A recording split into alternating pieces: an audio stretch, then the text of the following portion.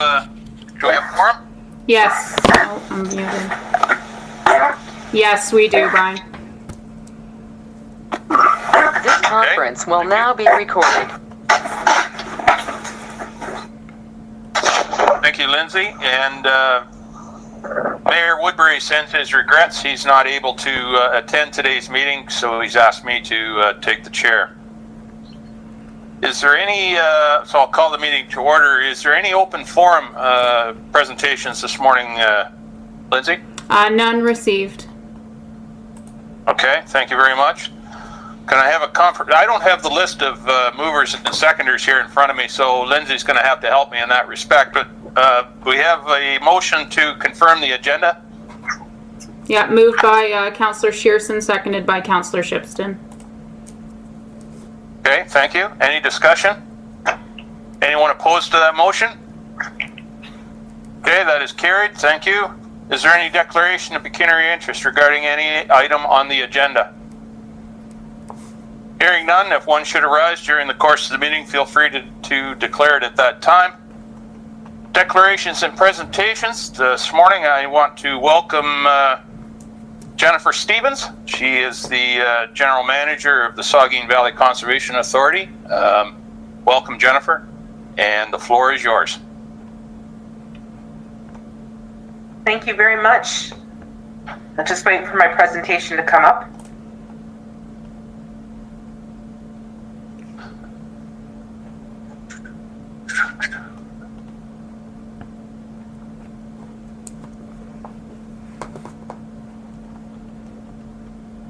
Perfect.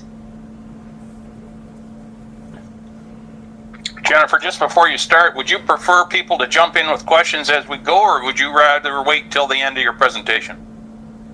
Why don't we wait till the end of the presentation? I've left ample time, recognizing that I am a delegation of only 10 minutes. I have ensured that my presentation is slightly shorter than that to allow time for questions. Perfect, thank you. You're very welcome. And thank you, Lindsay, for putting the presentation up. When I need to go to the next slide, I'll simply indicate so. So thank you to Council for the opportunity to speak to you about Saugeen Valley Conservation Authority's proposed budget for 2021.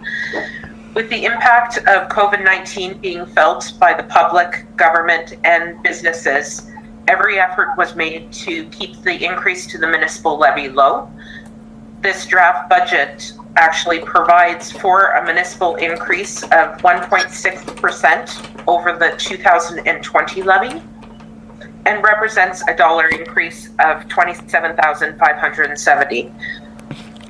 For the township of Southgate, the increase in dollar value for the year 2021 from 2020 is $6,660. Next slide, please. I want to give you a bit more context before I continue for why conservation matters.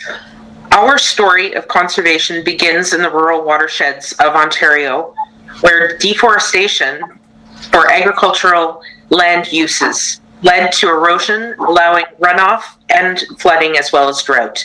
Conservation organizations came together to address the environmental conditions at the time, and the result was the Conservation Authorities Act passed in 1946, with a mandate to conserve, restore, and develop natural resources of the watershed.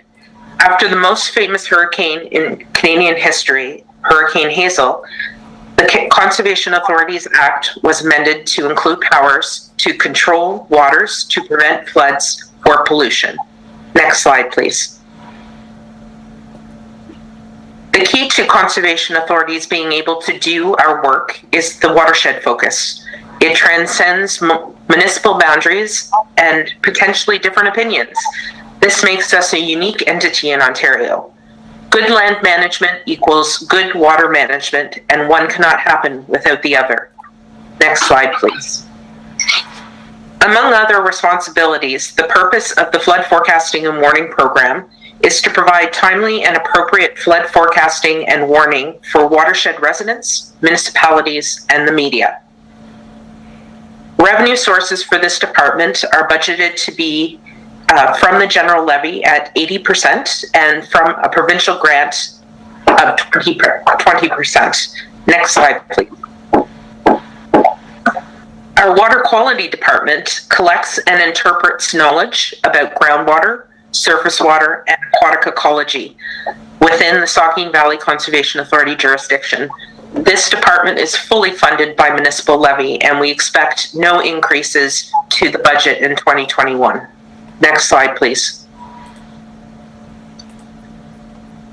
The Water Management Department is funded by general levy and by special levy to benefiting municipalities. Existing flood and erosion control infrastructure is inspected annually to ensure their integrity in fulfilling one of their key mandates, the prevention of loss of life, property damage, and social disruption from flood and erosion processes. Next slide, please. Environmental stewardship refers to efforts made to protect the environment and to identify and mitigate the potential environmental repercussions of an activity. The authority has recently partnered with the Nuclear Waste Management Organization to create a water well improvement program intended to protect groundwater aquifers across the watershed. Only some general levy funds are used to support stewardship initiatives. Next slide, please. Through our Environmental Planning and Regulations Department, Saugeen Valley Conservation Authority protects the people from the environment and the environment from the people. The authority ensures that the natural environment and natural hazards are respected, protected, avoided, and/or accommodated through our general regulation under the Conservation Authorities Act, where permits are reviewed and issued for development taking place in vulnerable areas within our watershed. General levy, as well as revenue from non-levy sources, will support this department in 2021. Next slide, please. The Conservation Education Program is quite extensive at Saugeen Valley Conservation Authority. We take part in the Forest Festival, the Water Festival. We run programs out of our Sulphur Spring Conservation Area, and we are actively involved with the school board. The authority assists watershed residents in acquiring the knowledge, skills, and commitment needed to make informed decisions. Funding in this department is approximately 65% from general levy and the balance from various program users, as well as Bruce Power. Next slide, please. Our Forest Management Department ensures the sustainability of the authority's forested properties. The revenue sources in this department is derived exclusively from the sale of forest products from authority-owned properties and from services provided to landowners such as tree planting, tree sales, spraying, and forest management. Next slide, please. With that, I'd like to thank you for the opportunity to speak to you today about the proposed 2021 budget, and I would be pleased to answer any questions. Thank you.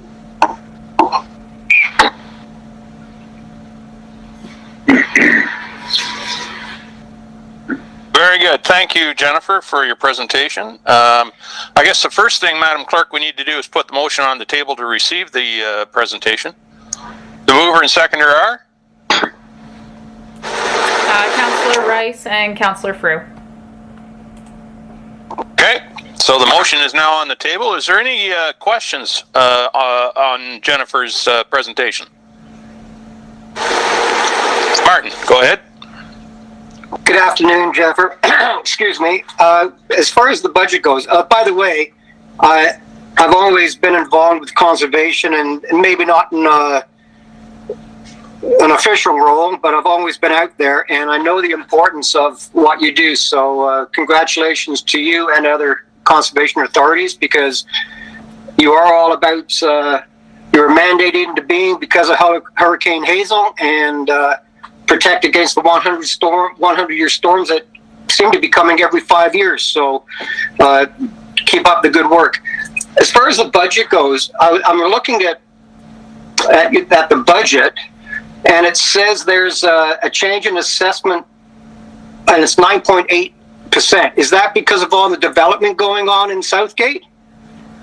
Because it seems we're in the middle of that group. It goes from 11.7% to like just over 4. Would that be assessment based on development? To be quite honest, I'm not sure how the province arrives with those assessment values. We receive assessment values actually from the Ministry of the Environment, Conservation and Parks, and we use that in our general levy calculation. We receive the estimate generally in September, and the assessment figures are actually always a year behind the assessment figures used by municipalities for your own budget calculations. So just if you don't mind, I'll provide some additional context. You'll notice that the entire CA Conservation Authority General Levy only increased by 1.6%. However, your township increased by 9.88%, as you indicated, compared to the prior year. And that is because the levy is divided among the municipalities based on the assessment proportionately compared to other municipalities in the watershed. So although you only have a small assessment and your proportion is small, the increase is 9.88%, which is well above the 5.53% for the rest of the watershed. Okay. Well, it still translates to $6,600, which is fine by me, because we're in a watershed area. We have a lot of wetland we have to look after. So thank you for that information. I didn't know that was based on provincial numbers. I guess that's it really for me. The increase is just based on your own costs, or is that covering the cuts that the government put in a couple of years ago? That's my last question. Certainly, through the deputy mayor, I would like to just mention that no, we're not really accounting for the cutbacks from the province, because when the province started to cut back in the 1990s, we had to look at self-sustaining ways to maintain our programs and services. So really, we only get, I believe it's 3%, 2 to 3% from the province for all of the programs and services we offer. So in fact, the general levy increase is associated with some staff turnover and actually creating some new services or staff rather to support our services in our environmental planning and regulations departments, as well as to do some major infrastructure work on our properties, specifically our trails, and ensuring that they are maintained in a health and safety perspective and to protect with respect to liability. Okay, thank you. No, I was just wondering about that because I liked your comment. You've done your best to get rid of inefficiencies, which is part of the government mandate against you guys. I was just wondering that because sometimes to get rid of deficiencies and inefficiencies, it actually costs money to adapt and change to make them better. So I didn't know where that money was. So thank you very much. Thank you. Thank you, Mark. Good question. Councillor DeBreen. Thank you, Mr. Chair, and welcome again, Jennifer. Thank you for the presentation. Could you just clarify, in the budget, you mentioned that our increase is 9.88%, but I think that's the assessment, the change in assessment value. The 1.6, when factored into all of the math that goes along with the calculation, is about 6.1% increase in our portion of the general levy. I didn't want to correct you, but 9 and 6, there's quite a difference.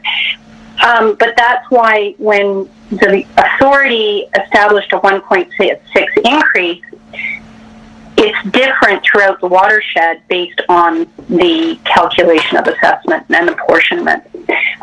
Jennifer, could you also talk to the changes that the authority were pursuing to make access to the GIS mapping better, easier for people to access their property? There's investment that we're doing in that area as well, and also that the portion that we took out of reserves in order to achieve that 1.6%. Certainly, through you, Deputy Mayor. So yes, indeed, we have accessed quite a bit of reserves for our proposed operations in 2021. In fact, we are drawing over $100,000 in reserves, specifically with the intent on keeping our levy increase as low as possible. Speaking directly to Councillor Dobreen's point about some of the changes that we're making in our environmental planning and regulations department, we have already created a new interactive map. I guess you would call it a service or application, which we are intending to send out a press release about, but right now I'm thinking it might get lost in the holiday turmoil, so it might actually go out the first week of January. But in fact, this interactive map application is a huge step forward from what the Conservation Authority was using in the past. Instead of a landowner having to download a map and then find their property in relation to the benchmarks on the map, now the landowner or a municipality will be able to simply put the address of the property of interest into the map application, and will then be able to see how that property falls in relation to our hazard land mapping. So that's a tremendous improvement. We are also have made some tremendous strides in the environmental planning and regulations department. We are going to be hiring a new regulations coordinator in the new year.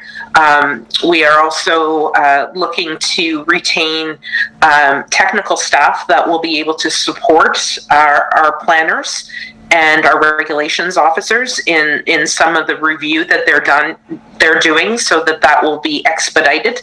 We're also developing a story map, which is in process right now, which will tell the story of essentially how one applies for a permit and the steps of that process, with very straightforward direction with respect to how to get the information a particular proponent needs to apply to the organization, so that we're streamlining our processes as much as possible.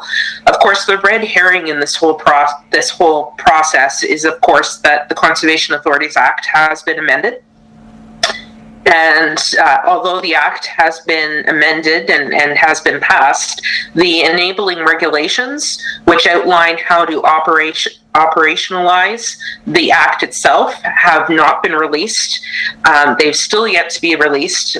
From what we understand, they will be released in 2 separate cohorts, and the extent to which public consultation will be involved in that process is unknown.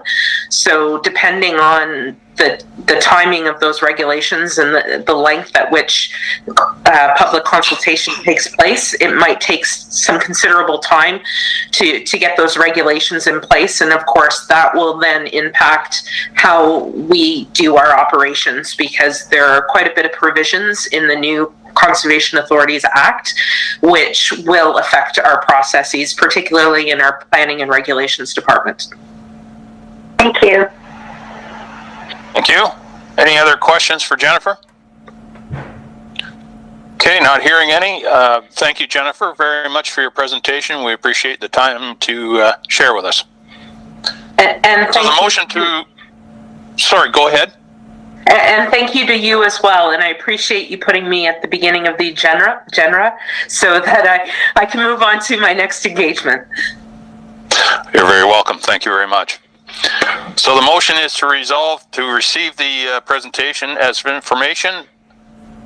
Any further discussion? Is anyone opposed to that motion? I'll deem that carried. Thank you very much. So the next presentation is Bruce and Grey County Community Safety and Wellbeing Plan. I'm seeing Acting Inspector Paul Chambers from the OPP there's Sarah Cowley. She's going to, hi Sarah. And Barb Fady from Hello. Grey County as well. And Barb. Hey Barb, how you doing? Good to see you. We're having a party. Sarah, I'll Right make on. you the Right on. presenter. Awesome, thank you. So you have the floor, Sarah. I will just, excellent, share, applications, presentation. We're just getting this loaded for you. There we go. Let me just change this view. Nope. Here we go. Alrighty, can everyone see the presentation there? Yes, we can. Excellent. Alrighty, off we go then. So thank you so much for having us here today. We are here to present to you with regards to the community safety and wellbeing planning for the municipalities of Bruce and Grey. We want to provide you with an update regarding where we are currently in phase 1 and how we're wrapping up that piece of the project, and then to talk to you further about where we're headed now into the new year and phase 2. So with regards to community safety and wellbeing planning, just wanted to highlight for everyone, as you likely know, this process is legislated under the Police Services Act. And here in Grey Bruce, as has happened historically for many larger projects, we do have the 2 counties and 16 participating municipalities who entered into a legal agreement to create one shared plan in the region. And at this point in time, we believe this is the largest and most unique collaboration in Ontario. The goal, of course, of community safety and wellbeing planning, if you're aware of the work, is to focus on the social determinants of health and make improvements upstream in order to ultimately lead to a reduction in crime across our region. So the Ontario Safety and Wellbeing Framework, as you can see here, this nice bullseye diagram, the goal is really to focus on 4 areas of intervention in relation to any identified risk for a community. And so as we start in the middle and work our way out, we're looking at incident response, which involves services like EMS and police. We move outwards into risk intervention, which is highlighting those individuals at high risk or who have more frequent contact with services and need more wraparound supports put in place. So the situation table for acute response falls into this realm. And then you move out further into the larger rings, the prevention and social development. And these are areas where we're looking at implementing broad programs and policies in an upstream way. So we really want to tackle the concerns well before they start for families or individuals. And the rings are certainly sized in order to ensure that we're focusing more on those prevention and social development areas because we do know actually that the best return on investment comes from those activities. So our Community Safety and Wellbeing Planning Advisory Committee is 72 partners strong at this point in time. As I said, the 2 counties and 16 of the 17 lower tier municipalities. We do have 2 First Nations partners, as well as all 8 police services and the 14 police services boards are represented. We have children, youth, and youth justice organizations.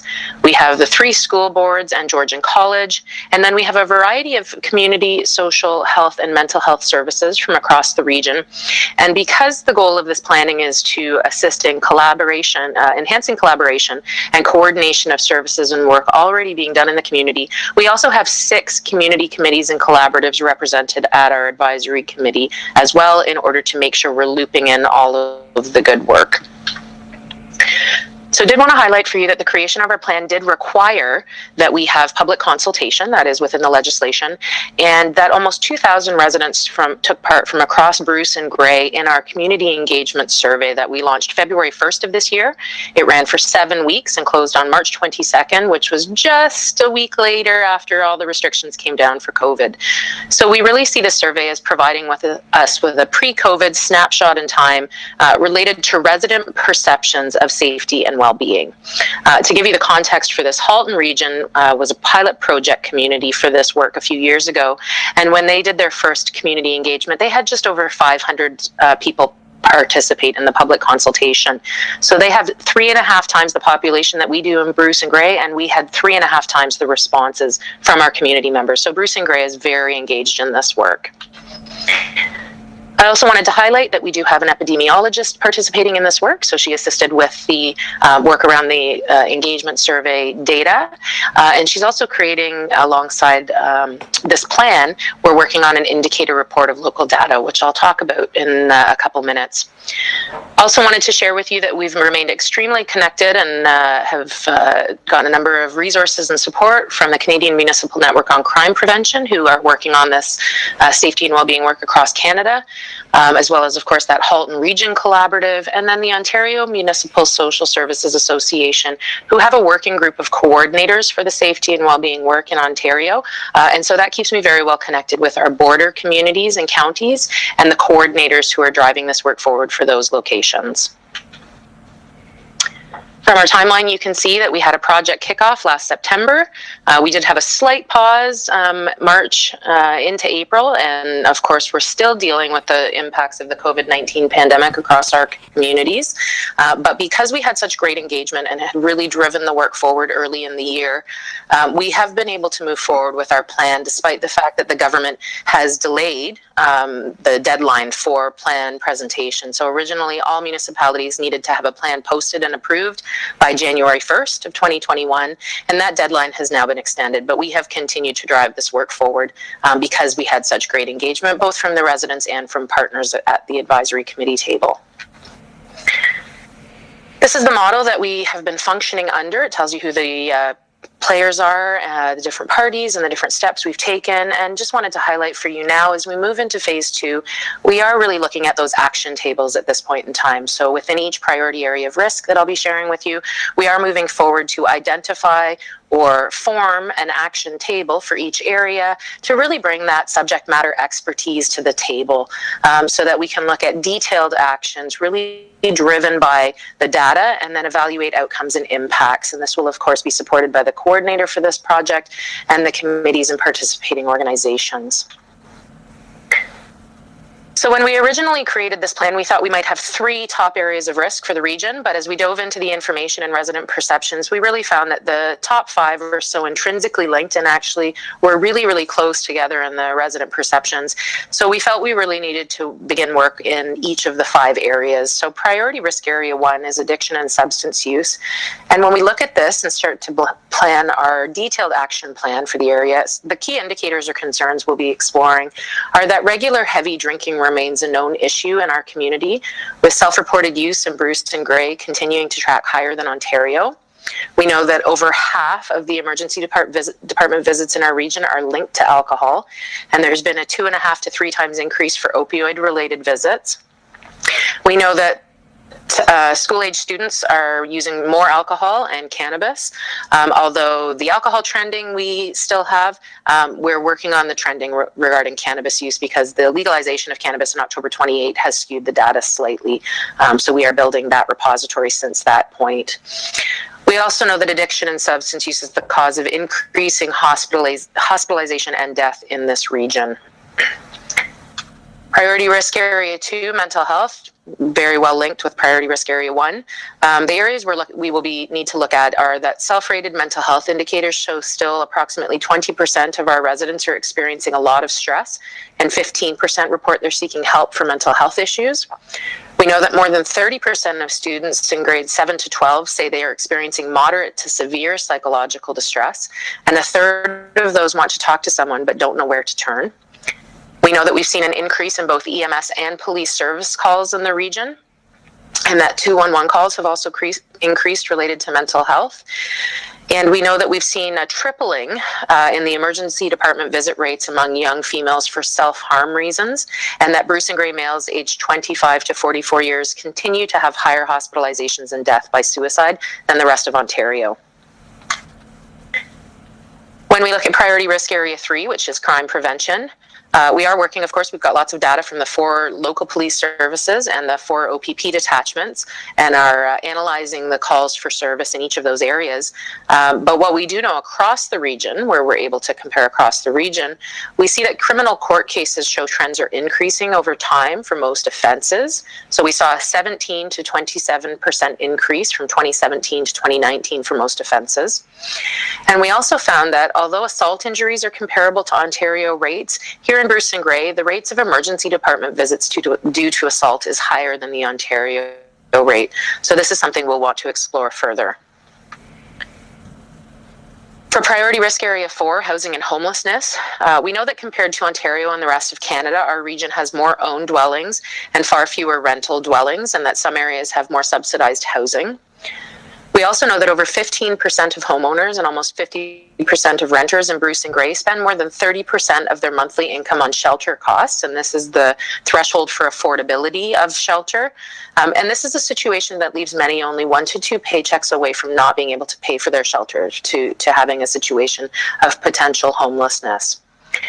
We also know that average housing prices are increasing in our region, although they remain lower than Ontario, and we continue to have very low rental vacancy rates in our region. Again, similar to Ontario, but the situation this creates for people is if their housing costs are too great in relation to their budget, whether it's owned or rental, there's very little stock in the market for them to move to that's more affordable.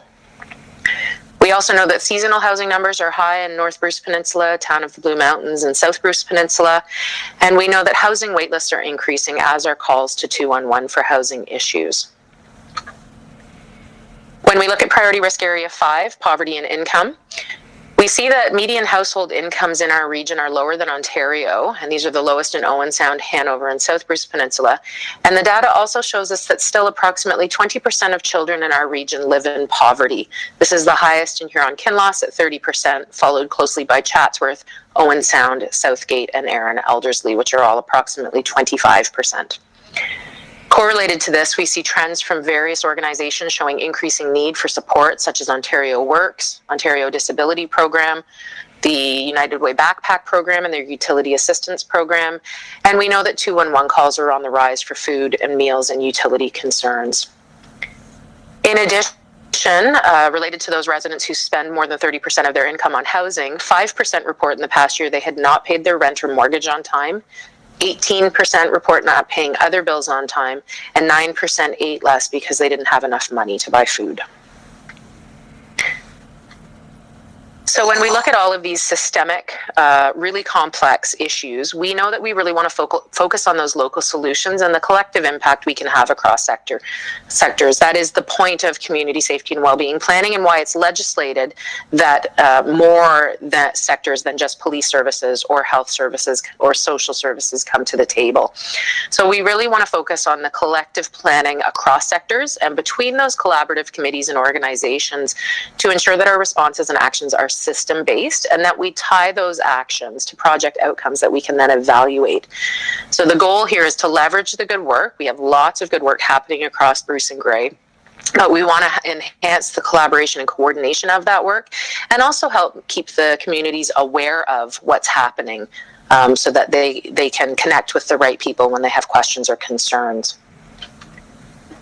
In addition, in relation to facilitating that outcome evaluation, as I said earlier, we are working on an indicator report related to safety and wellbeing planning. And this indicator report will look at all 10 categories of risk that are defined in the legislation and were evaluated in our community engagement survey, not just the 5 that are in this plan. And we're pulling together various local data sources, so information from organizations regarding to usage of programs and services. We're looking at reports from collaborative committees and sectors, and we're really creating a foundation of local data, snapshot in time, so that we can ultimately define outcomes related to our actions and then monitor and evaluate as we move forward. And we would see this report really being a resource for the advisory committee as we move this work forward, and for those action tables, and for the community at large. So from a sustainability perspective for our work, all the local municipalities and the counties are in their various stages of planning for the 2021 budget. And there is discussion underway for the various parties at the table regarding the need for resources to continue to move this work forward through 2021. The goal is to form this budget for implementation, phase 2, which is implementation of this work, to leverage that pool of shared funding in the same way we did for this previous 14 months. So each of the 2 counties had committed funds. In Bruce County, of course, we had each lower tier municipality leverage funds, and in Grey County submitted funds on behalf of all of the participating lower tiers. So the goal is to continue to pool resources for the coming year to move implementation forward, so that we will continue to see that reduction in the duplication of work across the municipalities, and keeping overall implementation costs for local municipalities low, allowing for that streamlined approach. So next steps for our project, of course, all local lower tier municipalities are working on receiving this report, reviewing the plan, and approving it by resolution. We will then have that plan and the indicator report posted on our Community Safety and Wellbeing website. It will be available to municipalities to share. We'll have that budget confirmation for sustainability of the work to move the coordinator, allow the coordinator to drive the work forward. And then we'll really dive in the new year into the identification or creation of those action tables for those 5 priority areas of risk, where we will do a few things. We'll be looking at that local data driven by the indicator report.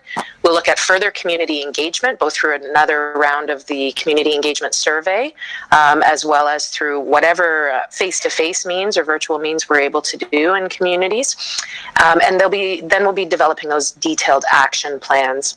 And of course, ongoing, this is a long-term planning project, ongoing under the legislation, there will be requirements for monitoring, evaluation, and revision of the plan with annual progress reports to the advisory committee, councils, and the ministry. So thank you very much for your time, and I'm sure Barb and Paul and myself were happy to take any questions. Oh, there we go. Sorry. How many times a day do we hear that? You're muted. Thank you, Sarah, for your report. Very comprehensive and a lot of information there packed into it. Any questions from councillors on that presentation? Councillor Shipson. Thank you, Brian. Through the chair, Sarah. Hi. Good presentation. I'm looking at the one. Yeah, hi. I'm looking at the one slide where you have the 5 priority areas. Quick question: the addictions and the mental health. Were they always on top, or did they come about because of COVID? So just a question. I would say all those 5 things aren't really linear. They're a revolving circle. So I was wondering if, because of COVID, they came on top for this presentation. Yeah, it's a fabulous question. Thank you so much for asking it. What we know from working in the region, and my previous experience was leading a mental health and addiction agency in the region, what we know from our experience and working with the communities is that these 2 really have been at the top for quite some time. Now, they may have been exacerbated by COVID, and just to highlight our data, both from the survey, which was basically pre-COVID, the data we're using for our indicator report as well as all pre-COVID data. So what we know anecdotally now and from a service user perspective is the needs are increasing because the people who are most vulnerable prior to COVID are the ones who have been most greatly impacted by COVID. And that is those clients who are at risk of poverty and homelessness, who are at risk of mental health and addictions concerns. So we certainly do see that through the service delivery organizations now, and we're hoping that will show in the data as we move forward and continue to collect information from our region. Okay. And one more question, if I may, through the chair. Go ahead. The poverty and income and the housing and homelessness, I believe the living wage in Grey Bruce was like $16 an hour and 18 in Owen Sound. And there's a lot of the fact that 30% can't afford their rent or have to forego other things to pay it. I'm trying to get my words here. Would this Bruce Grey CSWBP eventually become a regional lobby group for the government, or to ask the government more, get more leverage to help with these programs? Like trying to get developers to make more, I don't think there's such a thing as affordable housing anymore, but maybe attainable would be more. To build smaller homes so people can get on their feet and maybe do the living wage and make sure people are at least get a basic income. So could you foresee this being a lobby group eventually? Because I was talking... We absolutely... Sorry, go ahead. No, because I was talking a couple of conferences ago where regionalism seems to be getting quite pronounced. So there is more leverage against provincial, against the province and what they do. So. We certainly did see that as a huge opportunity for this planning, and which is why I'm personally so pleased to see the 16 municipalities and 2 counties at the table, along with dozens of service provider organizations.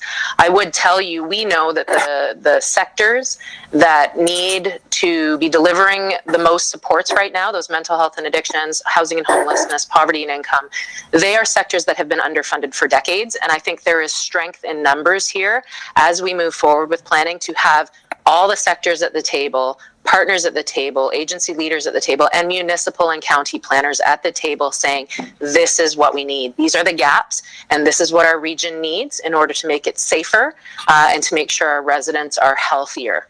So that certainly is an opportunity we foresaw for this planning project moving forward. Okay, great. Thank you very much. Thanks for that You're answer, welcome. Sarah. Any other questions You're from welcome. council? Excuse me. One question I had, Sarah, was, and maybe Barb could chime in on this too, was on another committee I saw that, or I think it was another meeting somewhere, I saw that the temporary CERB payments caused a valley in demand for certain circumstances, or for certain services rather.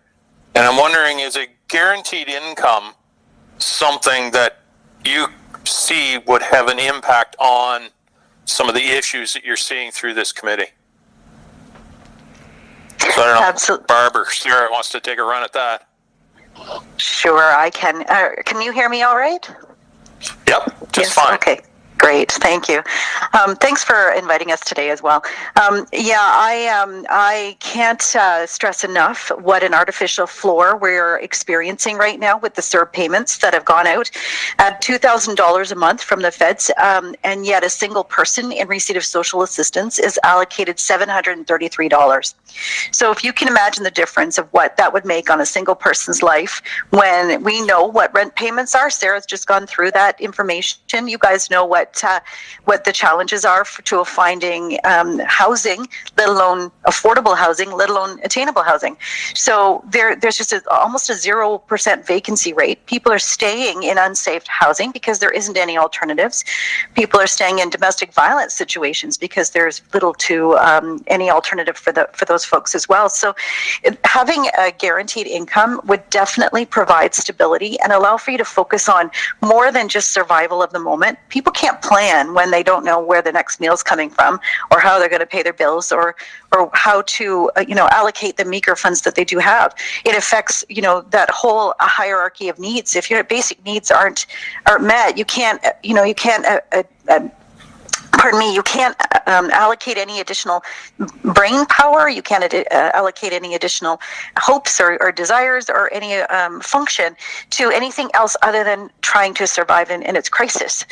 So I do see we have an opportunity here. We're looking really carefully at across the province in my sector, which provides social assistance, at drawing some of these conclusions and saying, we had a great pilot last year, a year and a half ago, and it was winding through the course and people were really benefiting, and we had some great qualitative things coming through. We didn't have the data though, because we weren't allowed to finish the pilot. We had a change in governance, and the pilot was just scrapped. So we're at a point now though that we're seeing it play out in a whole different panorama, and I think we would all say that we've got people who are feeling healthier and stronger with that safety net. So hopefully we will see some good outcomes. We're calling that a silver lining. Hopefully we'll see some of that play out. Right. Paul, I don't know, from your perspective, has the CERB made an impact on some of the stats that you're seeing in the community as well? And would a guaranteed income help from your perspective? It's really hard to say what guaranteed income will do. As we know, and as Sarah and Barb have articulated, a lot of our issues are drug and mental health related. So whether or not more money is going to solve those issues, I don't know. But agreed, if somebody's got a stable home, perhaps food coming in and can improve their lifestyle, they will be less inclined to seek artificial measures to dull the pain and get them through another day. So it's never a bad thing for people to improve their lifestyle. And how that is accomplished, I'm not too sure, but certainly more income will provide better opportunities for everyone, and hopefully that'll translate into fewer calls for us. And if some of that money can also be directed towards improving some of the mental health programs and outreach and try to destigmatize us going to somebody's home for a medical issue. So it definitely wouldn't be a bad thing. Right. Okay. Thank you very much for those answers. It's obviously quite a puzzle, and there's a lot of pieces to put together. A lot of pieces still on the table messed up, but the good work you folks are doing certainly is helping to put some of those pieces together. Any other questions from council? Mike. Just a comment. Okay, but Mike, I'll let Mike go first, and then I'll come back to Martin. Oh, sorry, I didn't see him. Sorry. Go ahead, Mike.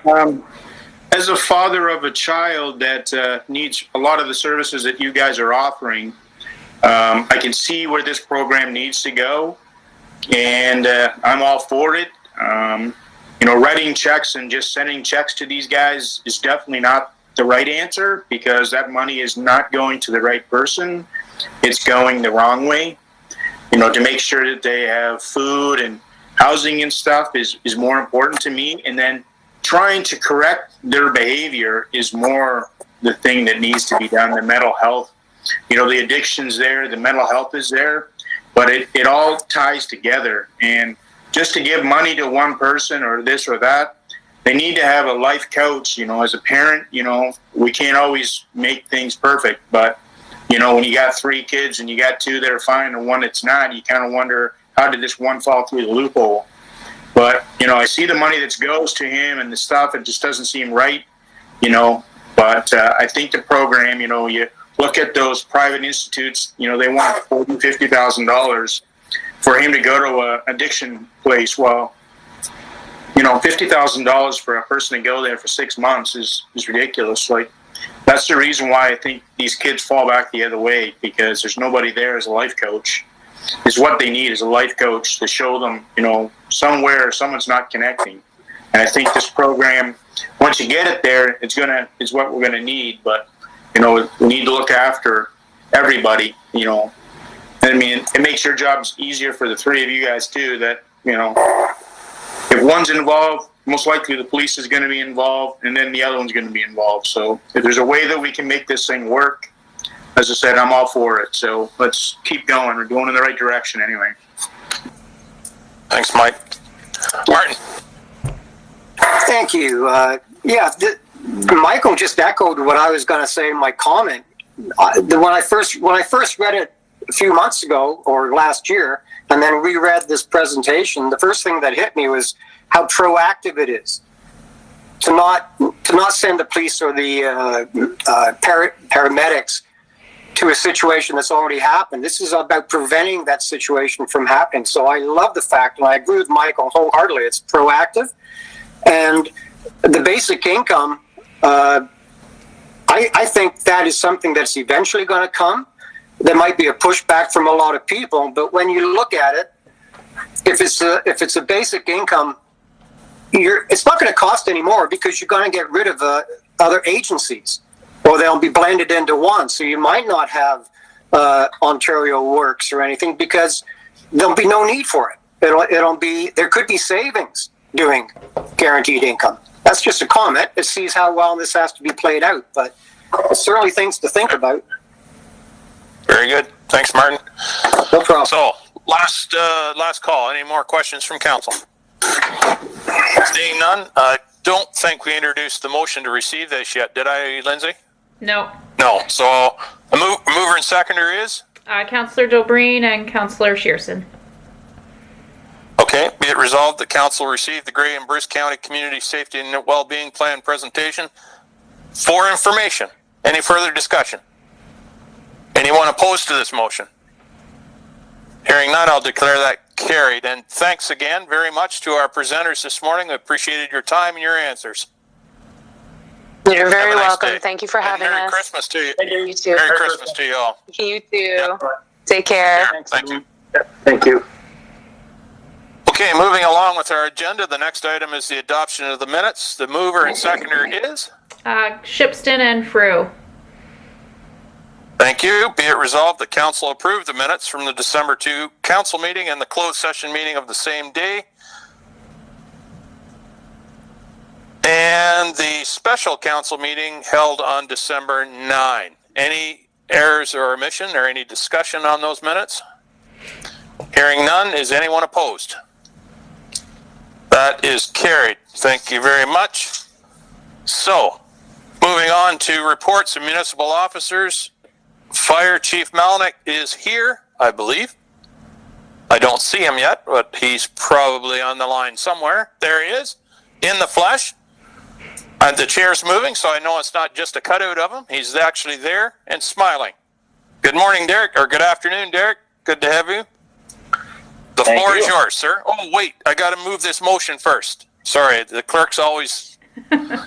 Dobreen yeah. Rice. Thank you very much. Be it resolved that council receive the staff report for information and that council approve the hiring of, I'm going to need help here, Harris Belanger, Brennan Lovato, Jean Lucas, Skorzafave, Kate Stepanov, Jason Finlater, Roman Reggio, Thomas Watt, and Kendrick Dekunha as auxiliary members with the Dundalk Fire Department. How'd I do, Derek? Oh, you did pretty good. You did pretty good there. Well, I hope I didn't offend anybody, but nonetheless, there's the motion. The floor is yours, sir. Pretty straightforward report here. We're hiring 8 new individuals. We advertised in September. We did some interviews in, I believe, October. And we did some physical agility testing there in November. And yeah, these 8 people will bring our numbers up to 32. And it's just the name of the game with retention and the volunteer department. We got to keep hiring. So. Very good. So does this mean this will bring us up to a full complement? We will be 3 short, but it's kind of nice. That way we hover around. Usually we'll lose 2. That way we hover around that 30 mark where they all get paid eventually when they're off auxiliary. And then we don't have individuals staying as auxiliary longer than a year. So. Yep. Very good. Very good. Any questions for Chief Malnick from council? Seeing none? Sorry, Martin, did you have a question? Yeah, I did. Through the chair. Hi, Derek. With the hiring of these auxiliaries, I was just wondering how the training is going with the other volunteers, and how that's going on, because these people will eventually be doing that as well. Is everything going according to your plan as far as training? And the second question is, I only noticed one woman. Do you make an effort to try and recruit ladies, or is it just an open blank ad for new hirings? It is just an open blank. Whoever puts their resumes in and is a qualified candidate. We have one other individual that lived a little bit too far out of town, so this is what we have. And for the training, it's going good. We're broken down to small groups. We ended up having 6 members on Monday go in practical tests for firefighter level 1, and Thursday tomorrow they're going to write their exam. So hopefully they'll be firefighter 1 level certified, and we just keep on moving on with masks and small numbers. Yeah, sounds great. Thank you. Okay, any other questions for Chief Melnick? Seeing none, is anyone opposed to that motion? Hearing none, that is carried. Thank you, Chief Melnick. Enjoy the rest of the day. Or are you sticking around for the rest of the meeting? I might stick around for a little bit, but then I'm going to take off. Okay, fair enough. So the next report comes from our clerk, Lindsay Green. It's in regards to the Ombudsman Ontario complaint through the Fire Committee. This is the final report. Mover and seconder is? Councillor Frew and Councillor Rice. Very good. Be it resolved that Council receive staff report CL 2020-036 regarding the Ombudsman's report. Floor is yours, Madam Clerk. Thank you, Deputy Mayor Milne. I don't have a lot to add here. The report's there. It's the Ombudsman's directive to get Council to pass a motion, just receiving and acknowledging the recommendations. So that's why I wrote the motion that way. So I don't know if there will be any questions, but I can take them. We can certainly ask. Any questions of the clerk by council members? Seeing none, is anyone opposed to this motion? Oh, Councillor DeBreen.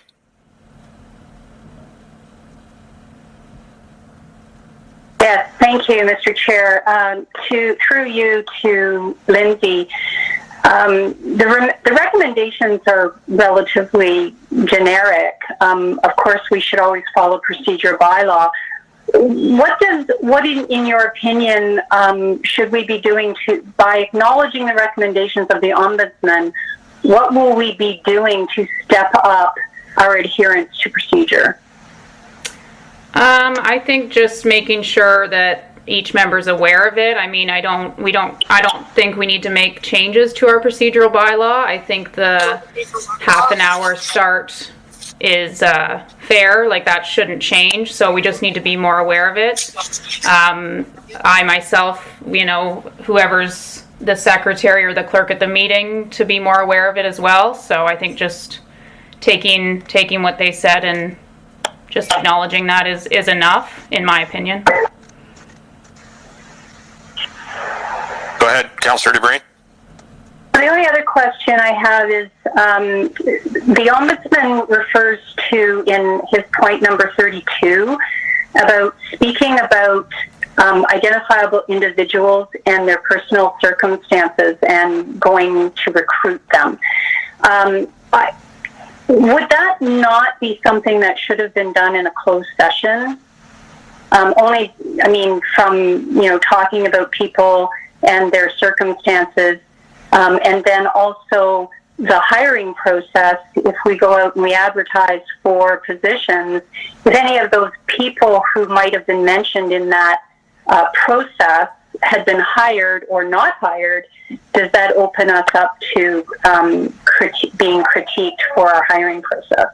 Yes, I think so. I mean, the point at the time I don't think was to get into it that much, but it did go that way. So it's just, again, being more aware of that specific thing, because that is correct. It is personal information, so it shouldn't be in an open meeting like that. Okay. So in your opinion then, the secretary, whether it's council, that would be the clerk, that the secretary of the committee and you and your clerk's department should feel confident that you can interject and stop that kind of conversation. And I would want us all to support you in those decisions. Yeah. Because we do get passionate about our conversations, I'm sure. So we want to make sure that we're protecting everybody in that process. Yes, absolutely. Thank you very much. Yep. Okay, thank you. Any further questions or discussion? Not hearing any, I'll ask, is anyone opposed to this motion? Not hearing any, I'll declare that passed. Thank you.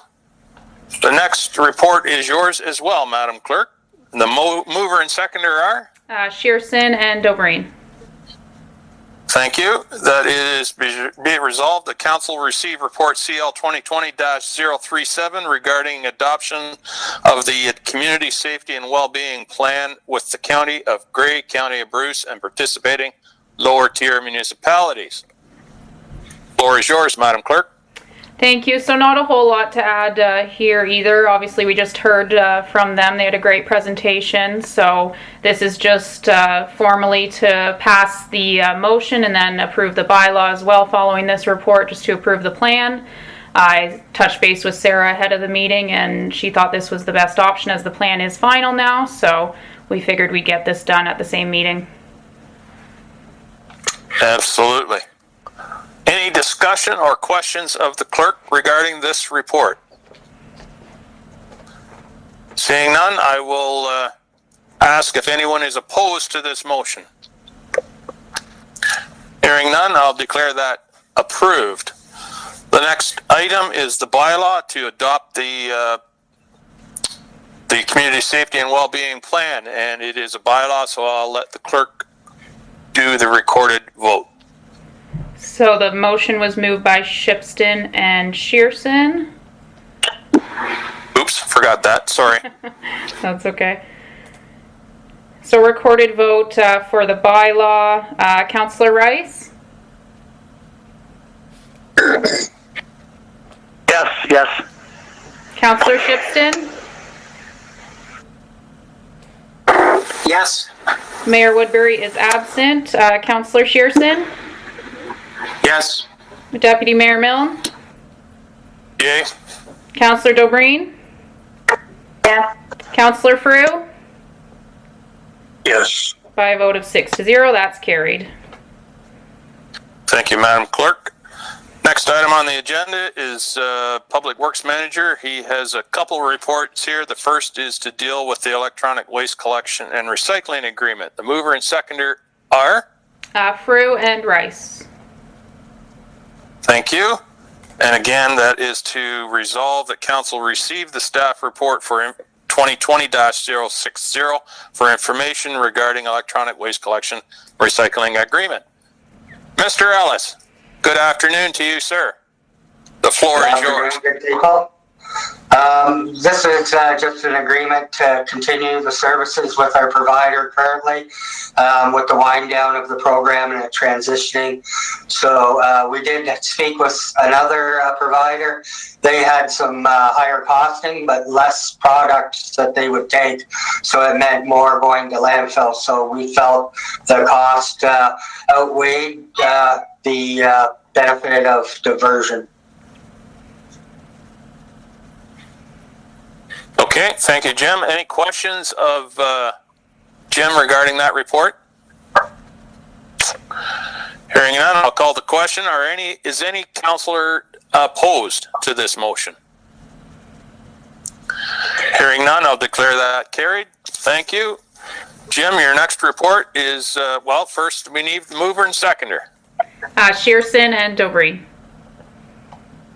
Thank you very much, and that is be it resolved that Council receives staff report PW 2020-061 for information, and that Council acknowledges the receipt of the 2020 Drinking Water Quality Management Standard Annual Management Review Meeting Minutes. Wow, that's quite a mouthful. Jim, any comments? No, I think everything's included in the minutes of the review there, if there's any questions. Okay, any questions for Jim on this report?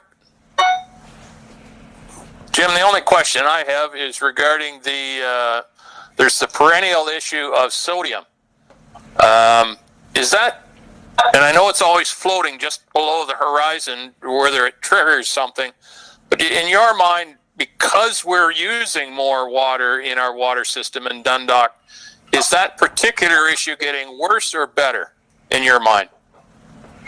Well, we've pretty much determined that it's naturally occurring. We've just tested results in the summer to see if it was road salt impact, and it doesn't seem to fluctuate a whole lot. So it's just the nature of the quality of water in the area. So. Right. Okay. I just wondered if, because we're literally pumping more water, I wondered if maybe it might be, but anyway, that's good. Good answer. Thank you. Any other questions for Jim on this report? Councillor Shipston. Yeah, not so much a question, just a comment. I had the same question there, Brian, about the sodium, but then I remembered there was fluoride issues too, and I think that was a naturally occurring thing that Public Works had to deal with. After reading the report, Jim, I just want to say good job. Living in the country, we know where our water comes from, but even now and then I forget where it does when I open up the tap. And there's a lot of work behind the scenes, behind the lines, no pun intended. And reading a good report like this with a lot of no actions needed and training where it's needed, I just say good job. Keep it up. Go ahead, Jim. Thanks, Martin. The fluoride issue that's been identified is the new well 5, and we did some more extensive testing since we do not have a whole lot of historical background. So we'll be continuing with a little bit of monitoring, and that well may clear up a little bit. We'll have to wait and see, but that parameter was at the 1.5 when we did the test well. So we did know going into it that there was a higher concentration of fluoride at well 5. And again, some municipalities are injecting fluoride into their water systems for teeth and dental care. So anyhow, in some ways, I guess it's a good thing. Absolutely. Any further questions or discussion on this report? Hearing none, I'll call the question. Is anybody opposed to this motion? Okay, hearing none, that is carried. Thanks again, Jim, for your reports. The next section is Chief Administrative Officer Dave Milner. Mover and seconder are? I feel like that guy that always asks the question, survey question, or survey says. It's Councillor Shipston and Councillor Frew. Thank you. Be it resolved, the council received staff report CAO 2020-082 regarding, or as information regarding the Dundalk Old Town Hall building sale request for proposals final approval report. Mr. CAO, the floor is yours. You are muted. That's why you're getting such great information from me. Anyway, I'm going to keep it short. I think the report is pretty self-explanatory. We've made some changes in the evaluation proposal area. We also changed the date to extend it out longer. Just in that evaluation proposal, just some better definition and more descriptive as we reviewed it with more information through discussions. We made some changes to the right to negotiate with best proposals, just to seek the ability to seek clarity and expand on our discussions based on those proposals. And then we made some changes to 2B and question 5 that were fairly close together, but we put some distance between those to really evaluate what spaces would be available, and then ask the question, kind of, would they be available 24/7 or would they be available more after business working hours? Because some may be all the time and some may not be. So really that's the extent of the changes we made. We did talk to the one interested party that we have had discussions with, and he was happy with what he's seen. He didn't see that as a challenging document in any way. So now we'll go, if this is approved, we'll go forward and promote it out there and have further discussions. Okay, thank you. Any questions for CAO? Councillor DeBreen.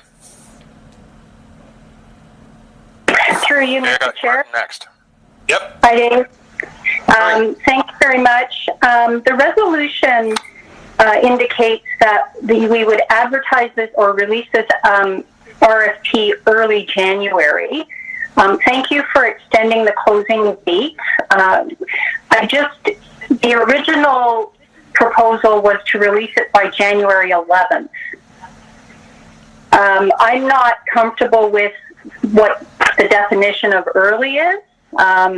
Earlier is better, obviously, but anything earlier than, I guess, early in the month would be the first couple of days. Is that your intent?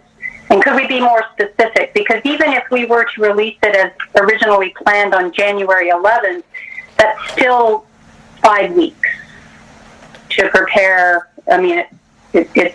So, I mean, early being, we felt just saying earlier was before January 11th. So if we can get it into the paper the first week, which I think would be about the 4th or 5th maybe of January, get it in that week.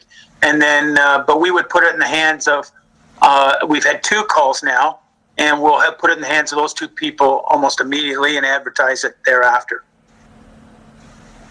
And I think they're quite comfortable. If we can't get responses within 6 weeks of knowing, I think there's really not interest then.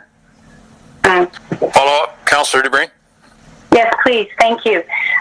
So your intent is to get it in the paper the week of January 4th, which would mean it would have to be in the paper's hands by noon on January 4th. If you get it to them later, it won't be in the paper until the week of January 11th. I'll just leave those details to the staff that deal with the newspaper. We'll get it into the first edition possible, for sure. Okay, as long as we're on the same page that it's early as the first week of January. Is it appropriate to put it into the hands of 2 people who've already expressed an interest before releasing it to the general public? So we'll release it to them as well as early in January as we can, with the same week as it goes in the newspaper. Okay, thank you. Councillor Shipston. Yeah, thanks, through the chair. Dave, you mentioned that you'd be promoting it and putting it in the newspaper. This is such an abstract RFP, like there's so many things going on. Would you be advertising in other areas? Well, we would post it on our website, and of course that blasts out through people having trigger words that pull those kind of RFPs to them. We'd definitely be putting it into that Mount Forest area newspaper so that anybody in Southgate could have access to it. To put it out further than that, I think we would rely on, it's amazing what triggers we get from Facebook type and website type postings. Okay. Well, that's what I was wondering. As I said, it is such an abstract thing for it is a multi-use building if a person buys it. So thank you for that info where it's a buzzword and it'll show up all over the place. So through the website. So that's great. Thank you. Yep. Councillor DeBreen. So just to follow up, Dave, do you see any need to have it changed in the resolution? We've got your commitment that it's going to get in the paper the first week of January, so I'm okay with that. Just want from a staff perspective. I don't think so. I just we want to get it in everybody's hands as soon as possible in the New Year's, and just stay away from that Christmas hoopla. And I mean, even us talking about it right here and getting in the council agenda, we're releasing it in some fashion. So it's out there. If you guys say yes and put the stamp of approval on it, way you go. But we're going to do our promotion in the new year. Yeah, and I think people will see that, or they're going to be taking it as a way to get a head start anyway if they're truly interested. Thank you, Dave. Yeah, you're welcome. Christmas hoopla? Well, I see you had a comment. No. Humbug. Madam Clerk. It's kind of like wish list. No, I was just gonna add that some staff does work a few days or a day over the break, so we can get it in the paper for the first week, no problem. Bazinga. Perfect. Thank you. So, any further questions or discussion on this report? Hearing none, I'll call the question. Is anyone opposed to this motion? Hearing none, I'll declare that carried. Next report, the mover is, and the seconder? Dobreen and Shearson. Thank you. Be it resolved, the council receives staff report CAO 2020-083 as information regarding the Southgate Holstein Cemetery Agreement and Funding Request Report. The floor is yours, Mr. CAO. So I'm putting forward this report. The only change we made was we removed the reference to the donation policy, and they were good with that. And the only other thing is they were requesting some level of commitment to funding. And so I'm proposing in my report like 100% funding of the fence, and I've got a quote from them that was around the $28,000. And when it's being funded by a community fund such as Southgate Solar Fund, you know, that it would be a good project for that area, but I'll leave it to council to adjust that resolution if they see fit. Thank you, Dave. Any questions from council? Discussion? Councillor DeBreen. Thank you, Mr. Chair. Dave, I know that in the previous delegation with Mr. Stevenson, they did indicate that there were funds available. I'm not unsupportive of funding it 100%, but I would like to see the resolution. I'd like to amend the third clause that that we provide funding up to a maximum of $30,000 as opposed to 100% of the fencing project, if that's council's agreement. Just to be specific, that you have a quote of $28,000. We understand that that's an older quote, and there may be some little incidentals, but that would be my preference. Lindsay, can you... So you're moving that amendment? Yes, please. Okay, do I have a seconder for that amendment before we go any further? Councillor Shearson. Okay, discussion. Dave, I see your hand up. Yeah, so the actual quote was $27,939.25, and that has been confirmed that that number would be maintained for 2021 project. And is that with HST in or out? I'm suspecting it would be for HST in. Right. Based on what I'm seeing understanding. That was my understanding as well. And if we stick handle that project a certain way, we could likely get a part of the HST back for the project in working with them. Right. Councillor DeBreen. That actually was going to be my question. If we're invoiced and pay it, then we can benefit from that HST refund. Should it stay as per the original quote, or are you okay with is council okay with up to a maximum of? I don't know how my sector would, whatever makes sense.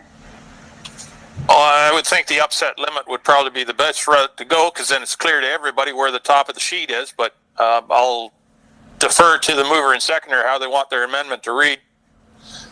Mike, are you all right with the 30K upset limit?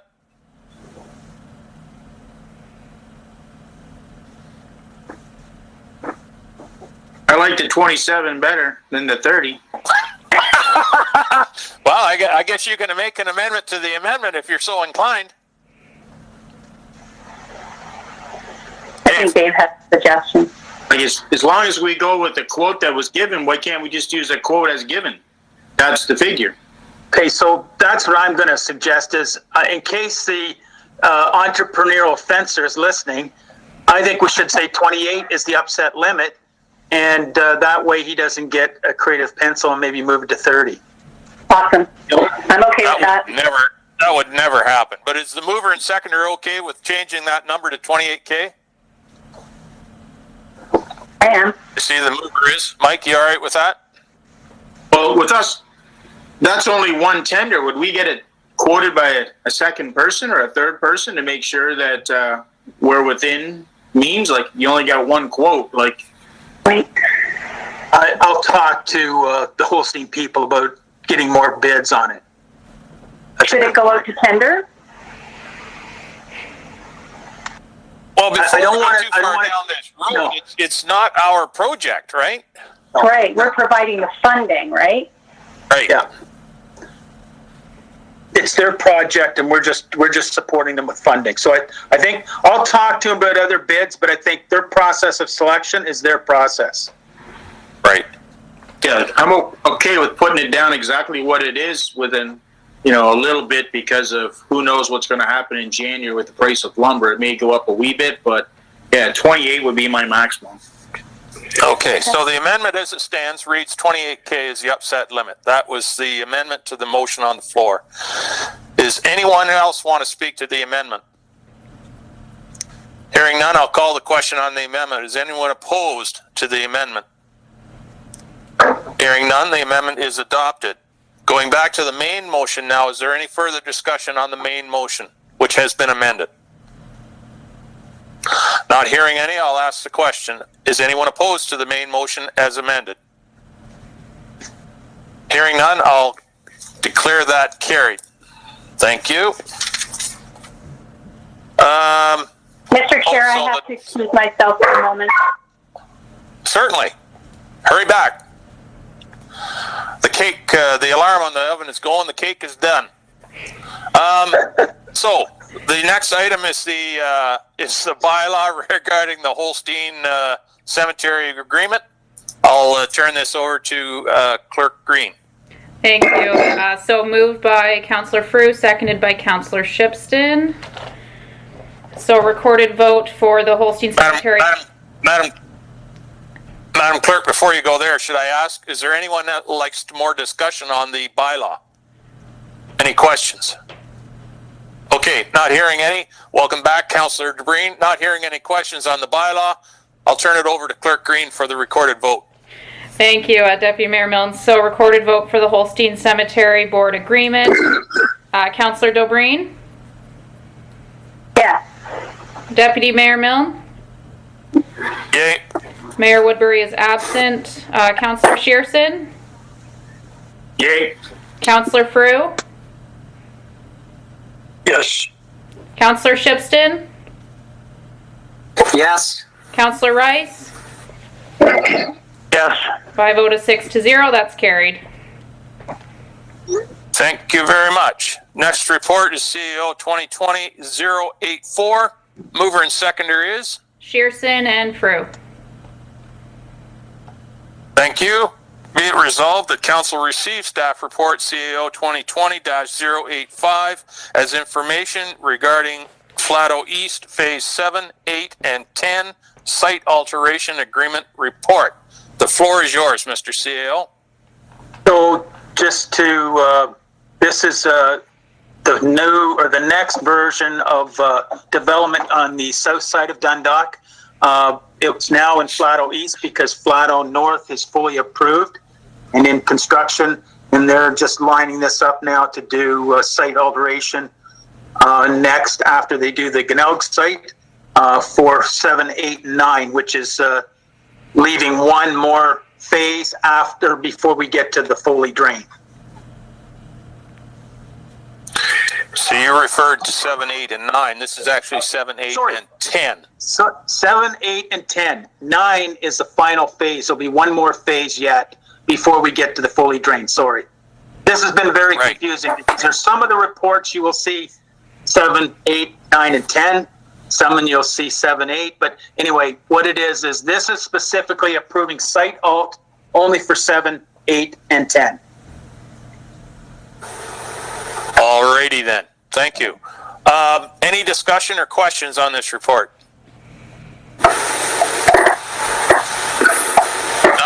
Martin, go ahead.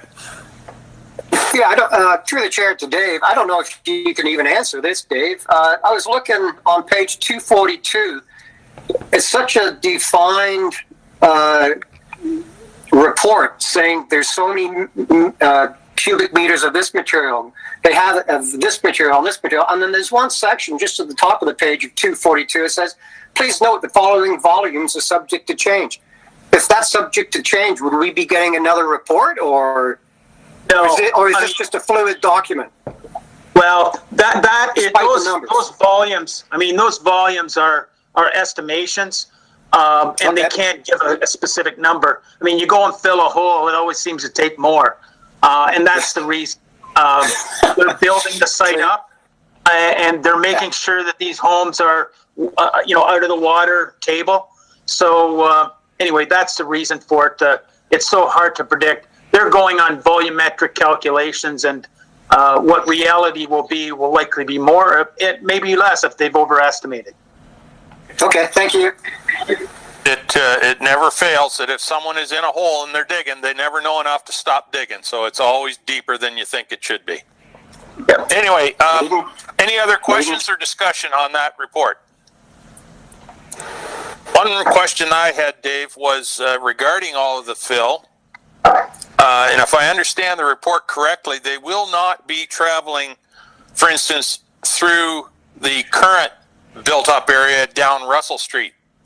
So if they were bringing the fill from the west of the village, their only route would be to go right through town to Highway 10, south, and then come in the service road. Is that your understanding as well?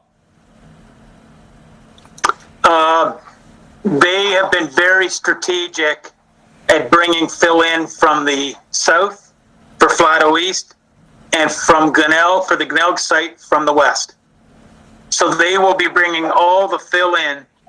To my knowledge, it will all come through Highway 10 entrance and not in town. Now, Okay.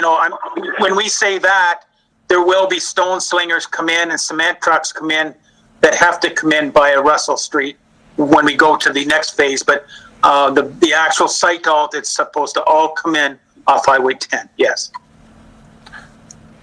And that's what the report says, or they're just supposed to come in off 10? No, that has been always their process. I'm not sure if the report actually deals specifically with that location. Let me just look here. It does talk about using that temporary service road to bring the fill in, and that they will not be coming in through Russell Street with the fill. Yep. Oh, Yeah, Jim's got his hand up. Maybe he's got. Good. Maybe Jim's got more information. Jim. That's a generalized statement in this agreement. Generally, that gets detailed with the pre-construction meeting and where materials are coming from. I know from the past that they've looked at coming from the Melanchthon pits. They're looking at coming from Grey Highland pits along Highway 10. So, like Dave said, they have different strategies, but they don't necessarily identify the sources until the contractor is completely the administrator of the project, and they tell where the materials are coming from generally. Certainly, and my intent absolutely was not to try to identify where the sources are, just to make sure that they're not going to draw 1,000 loads of fill through the residential area of Dundalk. That's all. And it sounds like that's not their plan, which is good. Okay, fair enough. Any other discussion or questions on the report? Not hearing any, I'll call the question. Is anyone opposed to this motion? Not hearing any opposition, I'll declare that carried. The bylaw next is mover and seconder. Dobreen and Rice. Thank you. Be it resolved that bylaw 2020-149, being a bylaw to authorize an agreement regarding Flato East Phase 7, 8, and 10 site alteration agreement. Madam Clerk, will you do the honors for the recorded vote, please? Thank you, Deputy Mayor Milne. So recorded vote for bylaw 2020-149, site alteration for Flato East, Phase 7, 8, and 10. Councillor Shipston? Yes. Councillor Rice? Yes. Councillor Dobreen? Yes. Deputy Mayor Milne? Yay. Councillor Shearson? Yes. Mayor Woodbury is absent. Councillor Frew? Yes. By a vote of 6-0, that's carried. Thank you. Next item is CAO Report 2020-085. Mover and seconder is? Frew and Rice. Thank you. Be it resolved, the council receives staff report CAO 2020-085 as information regarding Flato East Phase 7, 8, and 10 Development Reserve Capacity Servicing Allocation Report. The floor is yours, Mr. CAO. So I think the big thing to report in this report is at the start of 2020, we had 1,886 equivalent residential units and 413 water residential units and 413 wastewater residential units of capacity. We allocated 187 for Glenelg, which brought the math down, and now we're allocating 177 from 7, 8, and 9 phase 7, 8, and 9 of Flato East. That one, sorry? 7, 8, and 10? Sorry, 7, 8, and 10. Thank you for correcting me because it's just kind of on a roll. 188 residential units will be constructed. 56 of those townhomes, and they're being calculated at that 0.8. So we round up to it's just under 177. We round up to allocating 177. The net result of that calculation is that we end up with, I believe it's 10 residential units of wastewater capacity and 1,583 equivalent residential units of water capacity at the end of this approval. And that's really the extent of my summation of that report. Thank you. Any questions or discussion regarding this report? Question I had, Dave, was as you pointed out, at the end of this, we'll have 10 ERUs of wastewater capacity left. Those ERUs do fluctuate a little bit year to year, depending on what the consultant wants to put down. Are we leaving ourselves just a little bit snug there, or do you think we're okay? No, I think we're okay. If anything, we should have a calculation in February or March that should give us, I would think, a little bump, but it's not going to move that significantly to, I don't think, consume the 10. And if it does, it's rather, it's such a small amount. I think we'll be fine. I'm anticipating, that will likely have some infill, but that infill will be looked after by those 10. Okay, thank you. Any other questions, discussion? Mike, go ahead. And then Mark. Yep. Yeah, kind of the same, but if we could go with the bypass road and we have all those industrial shops along there, are we not going to be eating up more of our wastewater? Like it's going to be hard to sell those lots. Yeah, I'm not worried about that. I think that really the answer to your question is not so much, being able to worry about the future, but it's what are we going to do to get more capacity? So we're doing the EA. That should be done. I'm pushing mid-year. It'll likely be the fall when that's done.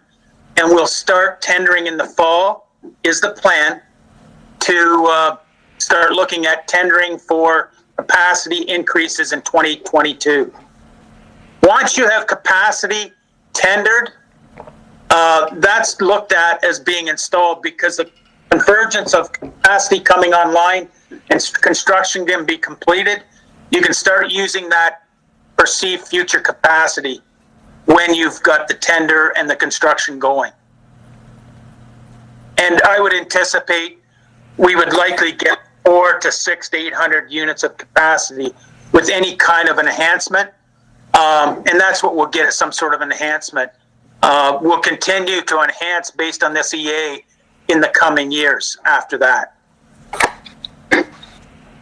Well, okay, so maybe I'll add to answer that question. Will there be somebody come along in 2021 that wants to, do some work? Yeah, there may be. And we may hold them up for 3 or 4 or 6 months. As far as on Highway 10 industrial land, I've likely got about 35 acres spoken for now that want to get, do something. But we have to build the road and we have to get a plan of plan of subdivision for an industrial property in place as far as a survey. So we're well into 2022 or early 2023 before we could make that land even available. Okay. Need any more, Mike? You good there? Okay, Martin, you're next, then Barb, and then Jim Frew. Yeah, thanks. Yeah, Dave, you kind of answered some of my questions. These numbers, they're from a formula handed down by the province, aren't they? No, these numbers are calculated based on our design capacity of well 3, Okay. 4, and 5, with one well being looked at as being out of service in case of an accident. So one of those 3 wells cannot be used. So then what they do is they allocate based on average consumption of our data. Every year they change the numbers because your fluctuations goes up and down.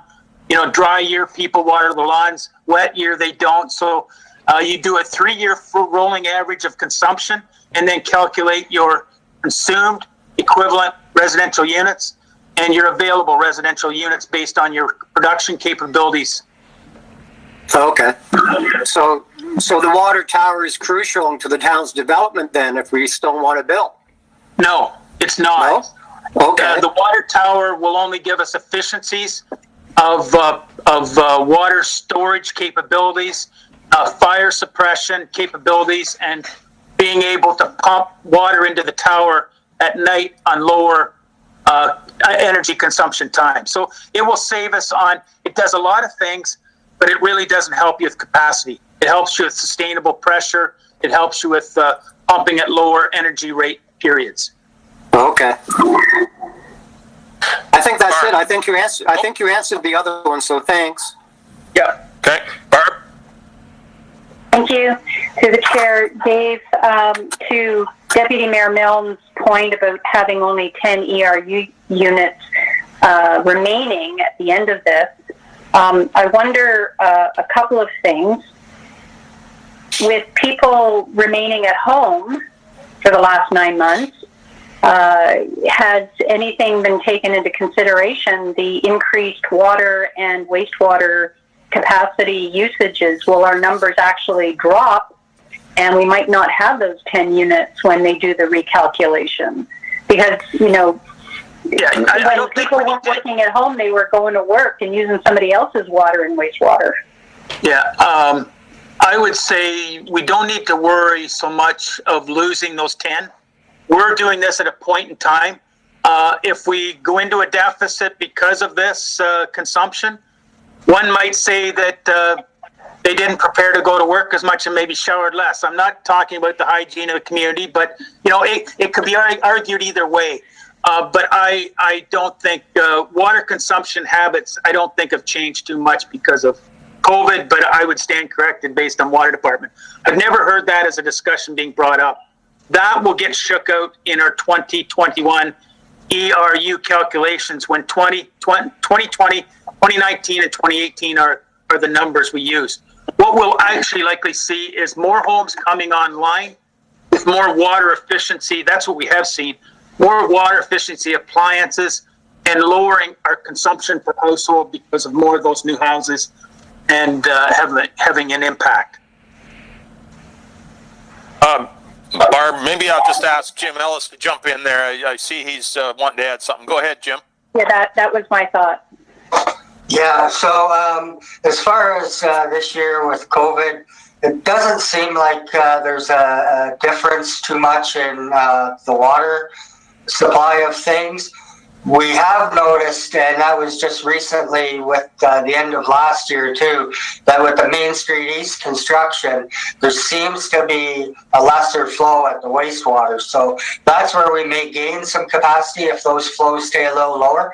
Now we do see them jump when we have a major rain event. So that means there's a lot of infiltration and I there. But as far as the water and COVID related, I do not see a big correlation with the pandemic at this time. Okay, thanks for that, Jim. Mr. Chair. Go ahead, Barb. So just one other question.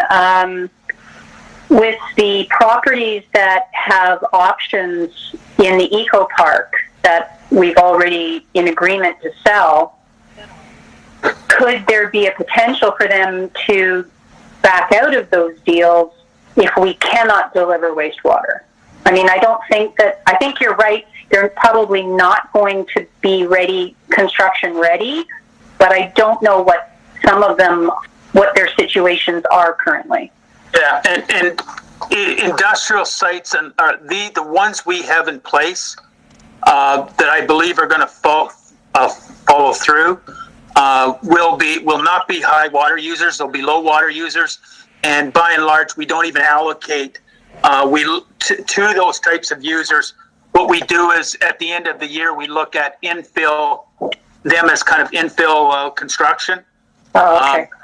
But if it was, let's say Golden Greenleaf continues on and we don't see anything from them on the horizon of closing yet, so likely they would be a consideration in 2022, definitely not in 2021 if at all.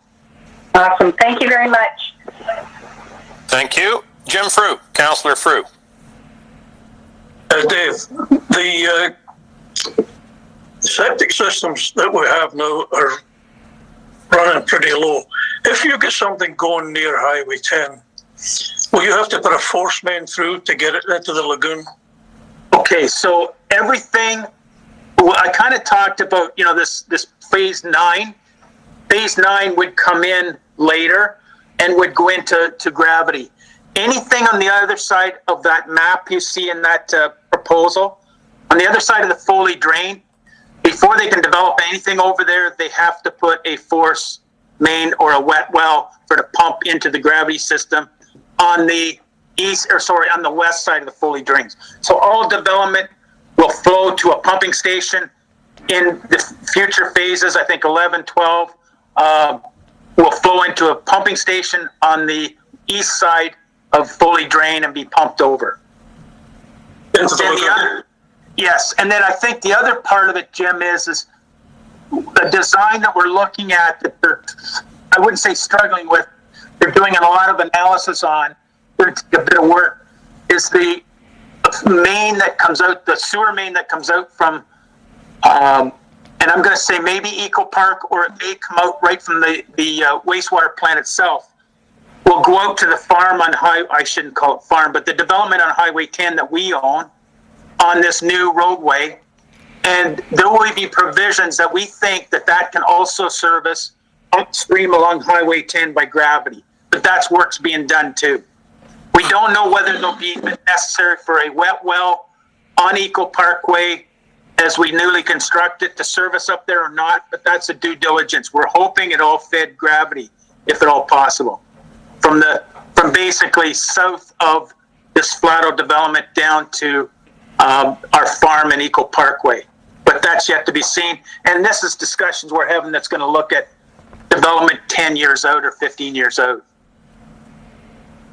If you're relying on gravity, would you have sufficient flow to keep it clean?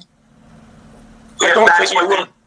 Yeah, if they wouldn't have the sufficient, and I forget, I think is it 2% or, but that's studies I did years ago. But if there isn't, that's what they're going to study, and there'll be a pumping station put in. Yeah, okay. Yeah. Okay, thank you. Any further questions or discussion on this report? Hearing none, I'll call the question. Is anyone opposed to this motion? Hearing none, I'll declare that carried. The next is the bylaw to deal with the same agreement.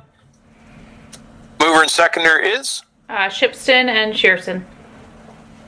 Thank you.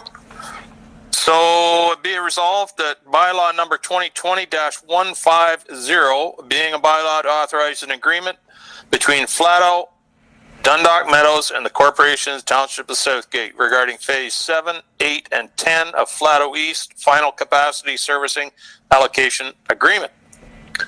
Any further discussion? I will call the question. Is anyone opposed? Recorded vote. Madam Clerk. Recorded vote. Oh, my mistake. Yes, indeed it is. My lights just flashed here. Oh, well, we're all still good, so carry on. Thank you. So recorded vote for yes. bylaw 2020-150. Mayor Woodbury is absent. Deputy Mayor Milne? Yay. Councillor Green? Yes. Councillor Wright? Yes. Councillor Shearson? Yes. Councillor Frew? Yes. Councillor Shipsted? Yes. By a vote of 6 to 0, that's carried. Thank you, Madam Clerk. What would council's pleasure be? Do you want to take a 5-minute break? Yes, I see that. Well, before we go there, though, Dave, what I'd ask for you is to, your good wife, I see her walking around in the back. I sincerely hope that Santa is going to bring her a new shirt with a Toronto Maple Leafs column on it. Like, forget this. I don't know where she got, what was it, Calgary or something on her shirt? Like, where the heck? Come on. No, I think it's Own Sound Attack. No, it was Calgary Flames, I'm pretty sure. I think She needs a new shirt, Dave. She needs a new shirt. Anyway. No, you are correct. All right, but she just loves Mark Giordano, and he used to play for the Own Sound Attack. Okay, fair enough. So it's 2:45. We'll report back here at 2:50.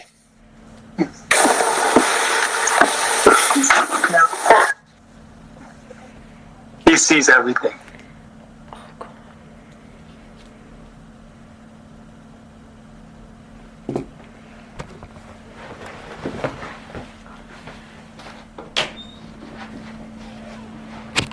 There he is there. Right on. Okay, we'll bring the meeting back to order. Thank you for everyone being so prompt. The next report is from our HR coordinator, Kayla Best. Mover and seconder are? Councillor Frew and Councillor Dobrain. Thank you. Be it resolved that council receives staff report HR 2020-019 for information regarding staff step increases for wages. Welcome, Kayla. Good to see you. If the floor is yours, if you care to add to your report. I don't really have too much to say. All the information is in there. It would be a one-step increase for the 40 staff. For the eligible employees.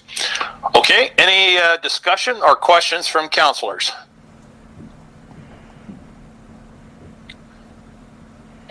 Councilor DeBreen. Thank you, Mr. Chair. Hi, Kayla.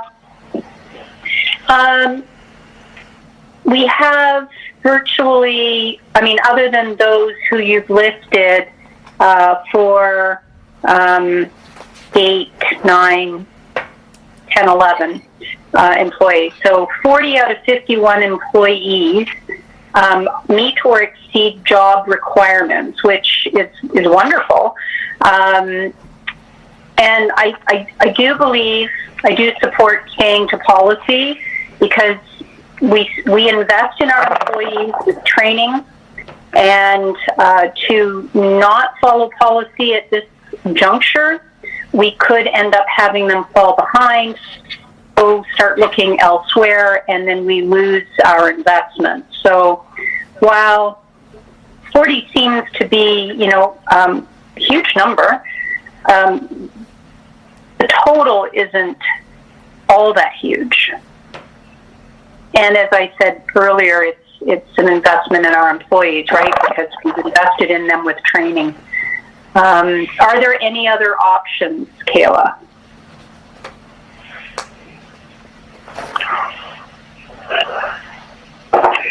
I am not sure. Our policy does have the steps, our pay administration policy. I would suggest our only option, we support this or we don't. Well, and that's kind of what the policy says. I don't know if Dave has anything to add to that. Dave? Yeah, so I think because there's 40 employees, it's more about transitioning from the market check, because we took some people that were at job rate in the old pay band and we put them at step 1, 2, or 3 on the new pay band. I think there was one person went from 6 to 5. So this was council's strategy and the consultant's recommendation to transition the impact of that market check study over many years, and that's part of that transition. And we always get an employee or so every year that, says, well, I've been here 10 years and I'm now at step 3. And that's, or 2 or whatever, but that's the way that we approve the transition. Either that or we likely would have had to spend about $200,000 to $250,000 in one shot in 1 year, which is not sustainable for the taxpayers. Great, So and I do recall that. Thank you, Dave. Thank you, Kayla. Mike? Thank you. Mike, you had a question?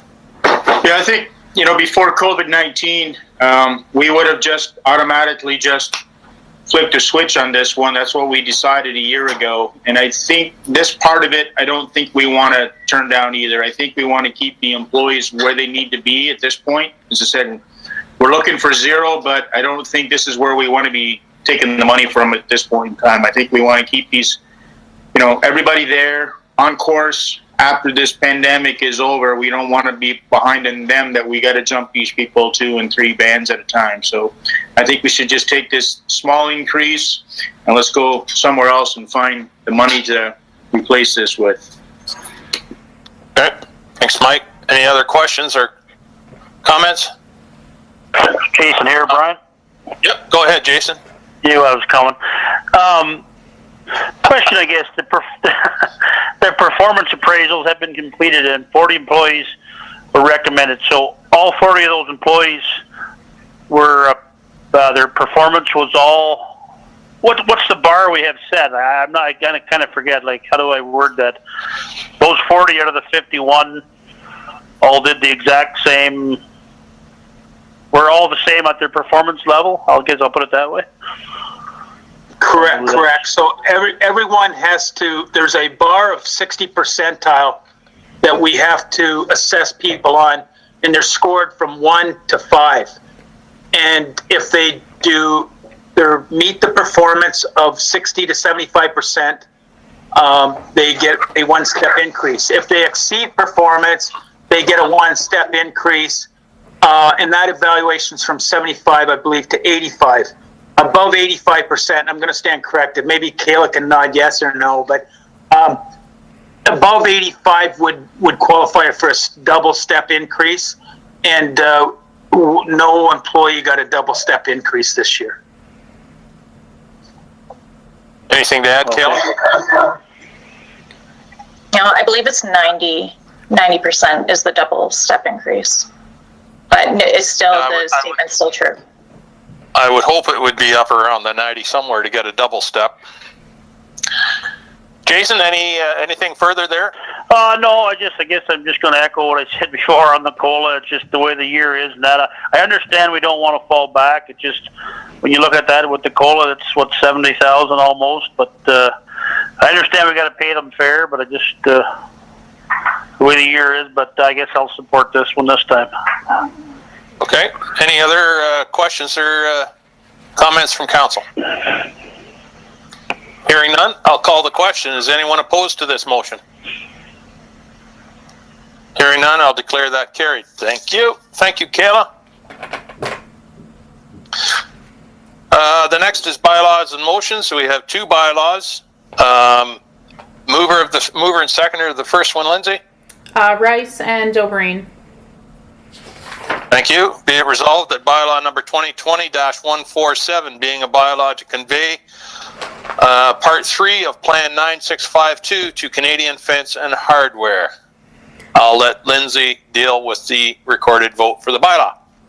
So I'll maybe just explain quickly what we're doing here. These 2 bylaws are just kind of a cleanup, I guess you could say. So this first one is basically in the Canadian Fence and Hardware's purchase and sale agreement, which we seen, I think, early this year, if I can remember correctly. It just conveyed Part 2 of the plan. That was an error. It should have also included Part 3. So we just got some advice from our lawyer, and this is the best way to clean that one up. So that's what this one is. Okay. Any questions on that from council? Hearing none. Madam Clerk. So recorded vote for this bylaw, Councillor Frew. Yes. Deputy Mayor Milne. Yay. Councillor Rice. Yes. Councillor Shipston? Yes. Councillor Dobreen? Yes. Councillor Shearson? Yes. By a vote of 6-0, that's carried. Thank you. The next is Bylaw 2020-152. Mover and seconder. Shipston and Rice. Thank you. So, Be it resolved that bylaw number 2020 sorry? no, go ahead. Sorry. Be it resolved that bylaw number 2020-152, being a bylaw to establish a highway in the former village of Dundalk, Russell Street, Block 1-3, and establish that as a highway. Anything you want to add, Madam Clerk?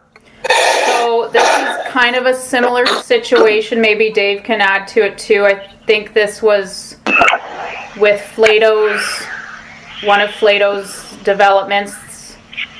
I'm just trying to think. So basically, way back in the Dundalk days, we assume that this block of Russell Street was established as a highway, but we just can't be sure. So the best thing to do is just to pass a bylaw to establish it as a highway, just to make sure. I think I got that right, Dave? Yeah, in actual fact, the length of this highway is only 1 foot. Yeah. And it's a 1 foot reserve. It's a 1 foot reserve, and I think we know the history of 1 foot reserves recently. It restricts access. So if Flato wasn't doing something, we could really stop that 1 foot reserve up and not allow to egress over it. But we're now getting to a point where it's soon going to be a residential development in there. And so we need to open up the road and give the rights of that 1 foot reserve to make it a legal roadway on Russell Street for 1 foot. I'm not going to antagonize the discussion, so I'll just leave it at that. Does anyone else have any questions? Hearing none, I'll call the question. I'm not calling the question. I'm going to let the clerk do the recorded vote. Sorry. Okay, that's okay. Thank you, Deputy Mayor Milne. So recorded vote for bylaw 2020-152. Councillor Dobreen? Yes. Councillor Shearson? Yes. Councillor Frew? Yes. Deputy Mayor Milne? Yay. Mayor Woodbury is absent. Councillor Rice? Yes. Councillor Shipston? Yes.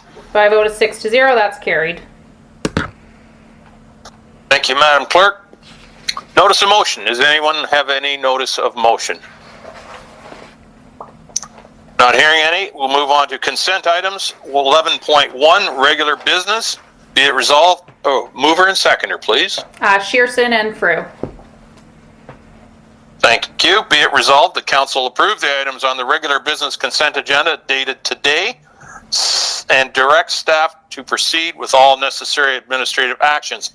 Does anyone wish to have any of those removed for further discussion? Nope. Okay. Does anyone oppose the motion to approve those consent items? Hearing none, I'll declare those approved. Moving on to correspondence. Oh, Dave, go ahead. You are muted once again. Yes, thank you. Rather than create a lot of discussion about the first report, we basically did that from the discussion at the last meeting in relation to the Blue Mountain report. And I think what it does is, and I've provided this to the Grey County CAO because I know it's an issue up there. This report basically allows you to see exactly what is costing our waste system and where we're paying.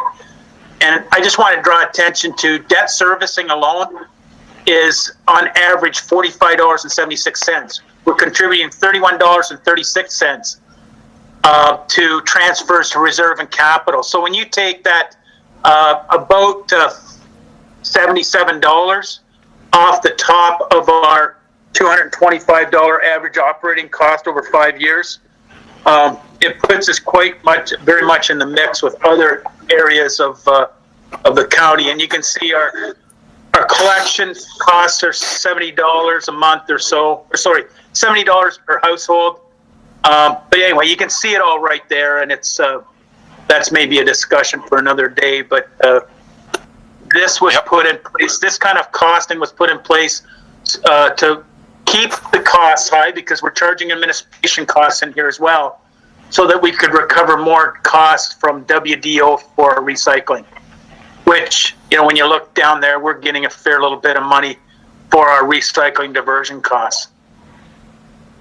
Yes, it will be a discussion for another day, because we already passed the motion to adopt them. But Mike has his hand up with a question. So, Mike? It's not really a question. I just want to thank them for the report. And I know that this information will be definitely good as we're going down the road here with producer pace, so we can see where we need to be, what we need to get. I mean, we know that a recycling program in Grey County is probably the best. So, yeah, I know my thing was the cost from that form, but obviously when you put everything down in black and white, it's different than what form that we got from Blue Mountain. So thank you very much for this report. Yeah, no, it does clarify a lot, that's for sure. Okay, moving along to correspondence, consent items. Mover and seconder, Lindsay? Councillor Frew and Councillor Dobreen. Thank you. Be it resolved, the council will receive the items on the correspondence consent agenda dated today as information. Does anyone wish to have any of those pulled for further discussion?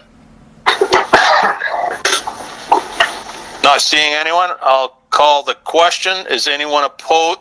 Councillor Dobreen. Sorry, I didn't have any request to pull any of the items, but are we able to at least discuss some of them? That was the point of bringing it out for further discussion, I guess. Which one would you like to discuss? I just wanted to ask Council about 11.2.4 SCCA 2021 draft budget. That will be voted on in January. And should Council have any objections to the proposed budget from SCCA, please advise so that I know how I should vote, yay or nay, on the budget when it comes to us on the 22nd of January. Okay. As the authority representative. Okay. Thank you. If there's no objections, then we'll just assume that we support it. Well, we'll find out in a second here.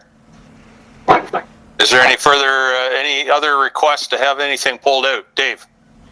I just want to have maybe Councillor Dobreen check with the SVCA or have the discussion. In the report we had from SVCA today, they demonstrated that they maintain and inspect the water course apertures like dams and so on. Yet we're getting approached by SVCA to have a dam inspection done on the Holstein Dam. So if they look after water courses, why wouldn't they inspect it and get an engineer's report rather than us? It's the first I've ever heard about it in 20 years. Well, I'll suggest that is a good question. I'm not sure that's in order for this particular motion. No, but I guess it's part of those budget discussions. Are they in? Is that in there, or do we have to fund it? So maybe what I'll suggest then is that we receive all of the items, save and except 11.2.4, and have a further discussion on the budget itself, whether we're going to support it or not as a council. Would that be agreeable to everyone? Okay, so I'll ask the question. Is anyone opposed to the motion, save and except for 11.2.4? Not hearing any opposition, I'll say that is carried. Okay, so now we'll have the discussion about 11.2.4, the SVCA draft budget. Do I have a mover and seconder to support that correspondence? I'll move it. Martin will move it. Is there a seconder? I'll second it. Thank you, Jim. Discussion.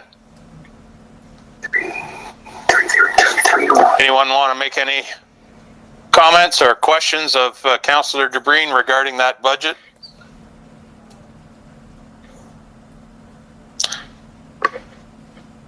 Not hearing any discussion. Oh, Martin, go ahead. You're muted, Martin.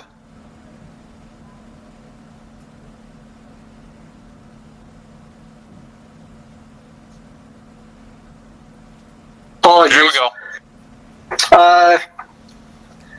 Yeah, I'm okay with the budget. I think I said that to the lady who was the presenter who presented it this morning. There are internal things maybe, but overall, it goes up every year, and they do good service. There might be, as I said, little things that have to be looked at, but overall, I didn't think the budget was that bad. So I have no problem with it. Just a comment. Okay, thank you. Councillor DeBreen, I saw your hand up. I'd just like to hear from Dave a little bit further if it's permitted, Mr. Chair. Otherwise, he and I can have that conversation offline with regard to the Holstein Dam, because that's the first I've heard of it. Yeah, no, I think that's a valid point where that falls into the budget discussion here. I think I'd allow that. Sure. Dave? You're still muted.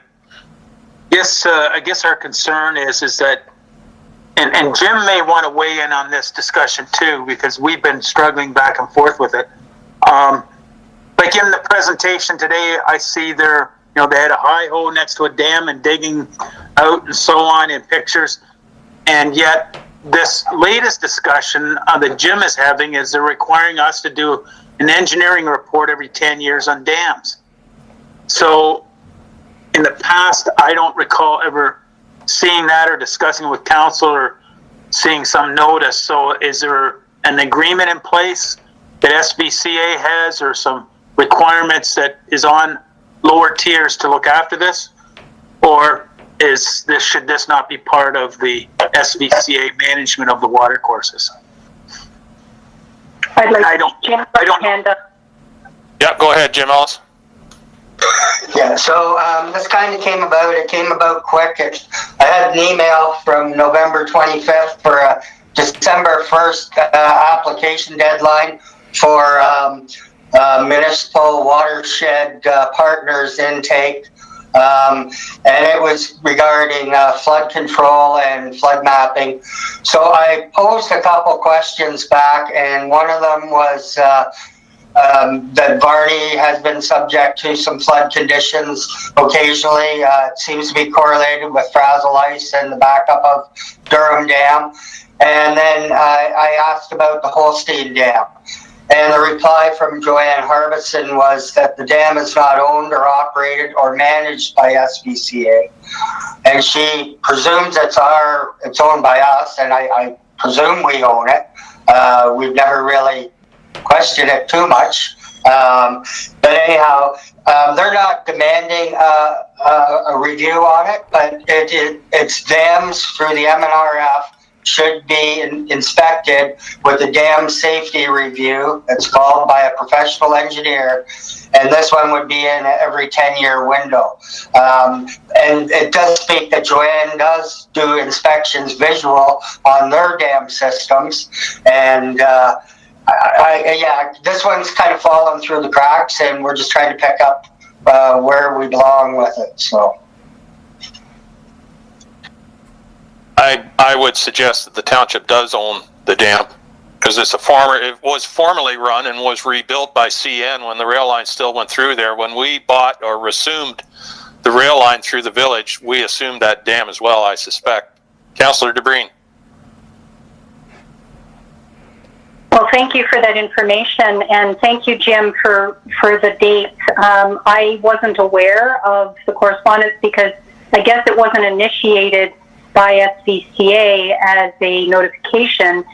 The other dams that Jennifer was speaking to, they are supported. There's an agreement in place with the municipality that SBCA provides that service, but the owner, the municipality for which it resides, pays extra it's not, we don't pay for the dam in Durham. There's an upcharge for West Grey, for instance, and throughout the watershed. So the fact that they do not have that agreement with the Holstein Dam, it's separate. It doesn't fall under their purview. I can certainly look into the matter from an SCCA standpoint, but I guess it comes down to, Deputy Mayor Milne is pretty confident that it's our dam. The Ministry of Natural Resources would be the ones that we have to report to, correct? Them, maybe? I think it's new territory. For all of us. Yeah. Yeah. So maybe what we need is, I was going to say what we need is confirmation of who actually owns the dam, and then we can go from there. Yeah. Martin?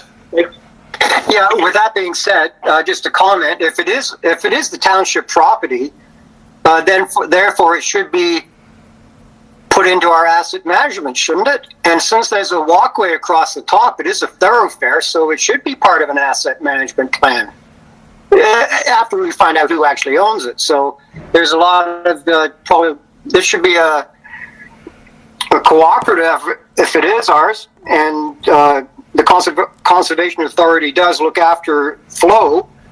And, with insurance, with climate change, we don't want any flooding. That mitigates all kinds of things. So there might be a partnership there if it is ours.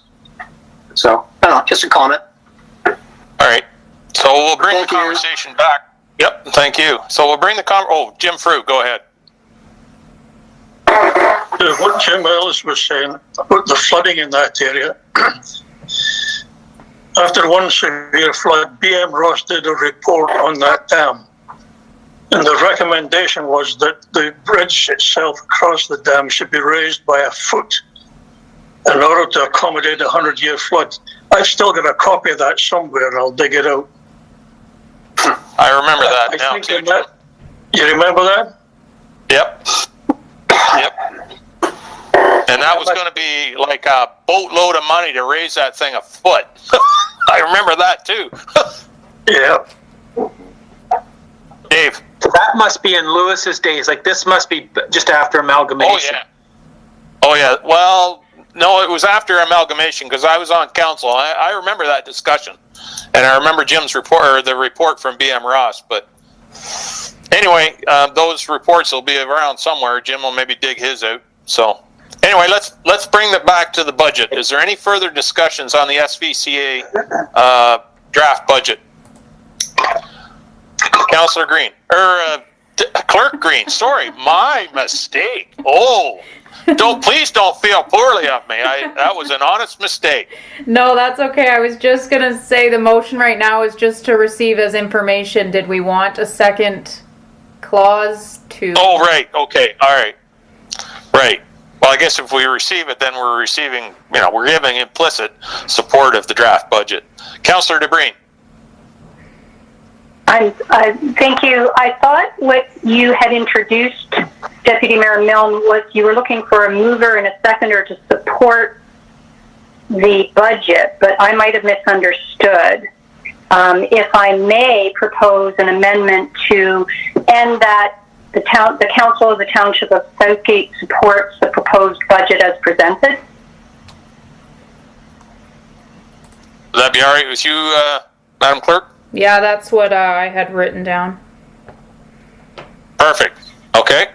As long as that's okay with So any further mover and seconder. Yep. Sounds like it is. Councillor Fruit. I just found that Ross report. February 27, 2003. Wow, you got a tremendous filing system there. I want to come over and see it someday. Wow. Go ahead. So maybe you could share that with Dave someday and Jim Ellis. Yeah, well, I'll just check through it now and see if I can find something else, but I'll bring it in for Dave. All right, very good. Okay, so the motion on the floor then is to give draft approval, or rather give approval to this SVCA draft budget. Any further discussion? Not hearing any, I'll ask, is anyone opposed? That is carried then. Thank you. So moving right along then, we have resolutions from other municipalities for information. Mover and seconder, Lindsay? Councillor Rice and Councillor Dobreen. Thank you. Be it resolved that council receive the items on the resolutions of other municipalities consent agenda dated today as information. Does anyone want any of those pulled for further discussion? Not seeing any, I'll call the question. Anyone opposed to that motion? Not hearing any, that is carried. Thank you very much. So, Madam Clerk, I'll allow you to give us direction on going into closed session. I guess we need a motion to go in closed session first. A mover and seconder? County report first. And members' privilege. You were looking at the consent for information. Oh, I'm sorry. Yeah. I'm looking at the wrong closed session. Okay, county report. We're living the dream in Grey County. It's all good. Yeah. I honestly wasn't prepared for this, but nothing comes to mind unless anybody has any specific questions regarding the county. Nope. Good. Members' privilege. I'll start with good news and celebrations. Let's start with Councillor Frew. You have anything? Nothing here. Very good. Councillor Dobreen? Yes, thank you, Deputy Mayor Milne. I think the Santa Claus Parade was a huge success. A little chilly for those standing still for a while, but everyone seemed to have a good time, and they are looking to potentially, from what I read in the paper and on Facebook, they'd like the trend to continue, or the tradition, a new tradition of having a stationary parade. I did want to point out that in the consent was an advertisement for the Junction Community Initiative's Stars of Southgate to be this Friday, December 18th at 7 p.m. or 7:30 p.m. and our very own Councillor Shipston is going to be performing. I saw that. So, tune into that. Absolutely. And it's probably in color. Thank you, Councillor Dobreen. Councillor Shipston, do you have anything to add? Maybe you do a number for us, something? Oh, I can do a number. No. Just a few bars. We don't need the whole show. I haven't figured anything out yet. I know, thank goodness my internet is good at home, so I don't have to go to the old town hall. It's going to be fun by the sound of it. She always has an eclectic bunch of performers, so it's going to be fun. Good. The other thing is the blood donor clinic again. It's a very odd day, being Boxing Day, but if you want to give, you have to make an appointment now because of COVID. So that's all I have. That would be Boxing Day, 26. Very good. Thanks, Martin. Thank you. Mike, do you have anything? No. Jason? No, nothing here. Nope. You're just living the dream out there as well. That's good. That's good. All right, now, Madam Clerk, and I have nothing to add as well, other than I want to congratulate, as Councillor Dobreen pointed out, I want to congratulate the organizers of the parade in town. It was a good event, great event. Well done. Well done. Closed meeting. We need a mover and seconder to go into closed session. Which is Councillor Dobreen and Councillor Shipston. All right, thank you. Be it resolved that council proceed into closed session at 3:23 in order to address matters pertaining to personal matters about an unidentifiable individual, CAO performance review discussions, and that HR Coordinator Kayla Best and Clerk Lindsay Green remain in attendance. And CAO Milner, I forgot to add him. I was not thinking. Yeah, I guess in hindsight, that's probably fairly pertinent, isn't it? So we'll let him come in too. Anybody opposed to that motion? Not hearing any, I'll declare that passed, and we shall meet you in closed session.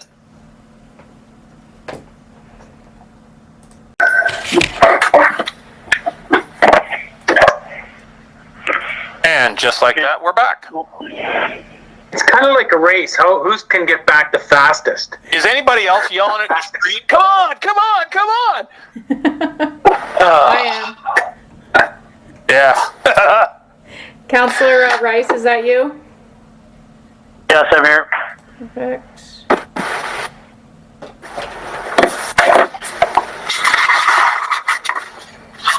Let me know, Madam Clerk, when we're all assembled.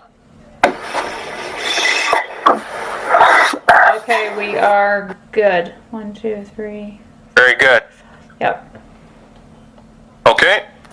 I can confirm that council discussed in closed session only those matters listed in the motion to go into closed session. There was no reporting out needed.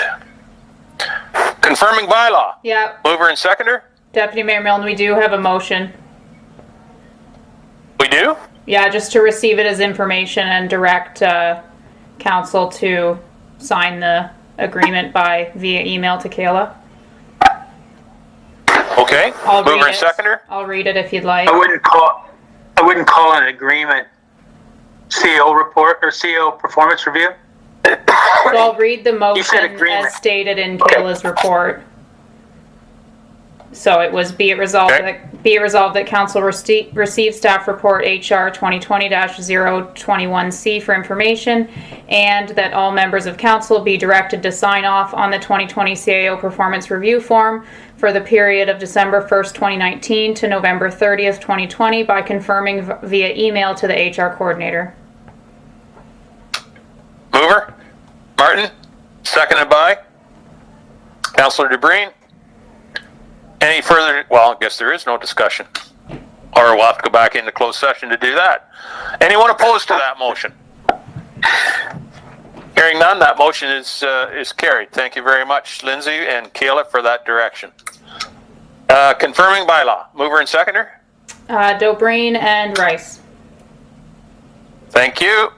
Be it resolved that council by bylaw number 2020-151, being a bylaw to confirm the proceedings of the council, the corporation, the township of Southgate. I'll let you call that bylaw, Madam Clerk. Thank you, Deputy Mayor Milne. So Mayor Woodbury is absent. Deputy Mayor Milne? Yay. Councillor Dobreen? Yes. Councillor Rice? Yes. Councillor Shearson? Yes. Councillor Frew? Yes. Councillor Shipston? Yes. By a vote of 6 to 0, that's carried. Thank you, Madam Clerk. And being as we have completed our agenda, I will declare this meeting adjourned. Thank you, everyone. Just an FYI, there will be a few cleanup items for year end, likely at the 23rd budget meeting that will add into a report for council discussions. I'm around the 30th, the next week, if you want to do it then. Well, I think we'll continue to have my fan flame, Mike's flame there, and we'll have a Christmas celebration after the 23rd.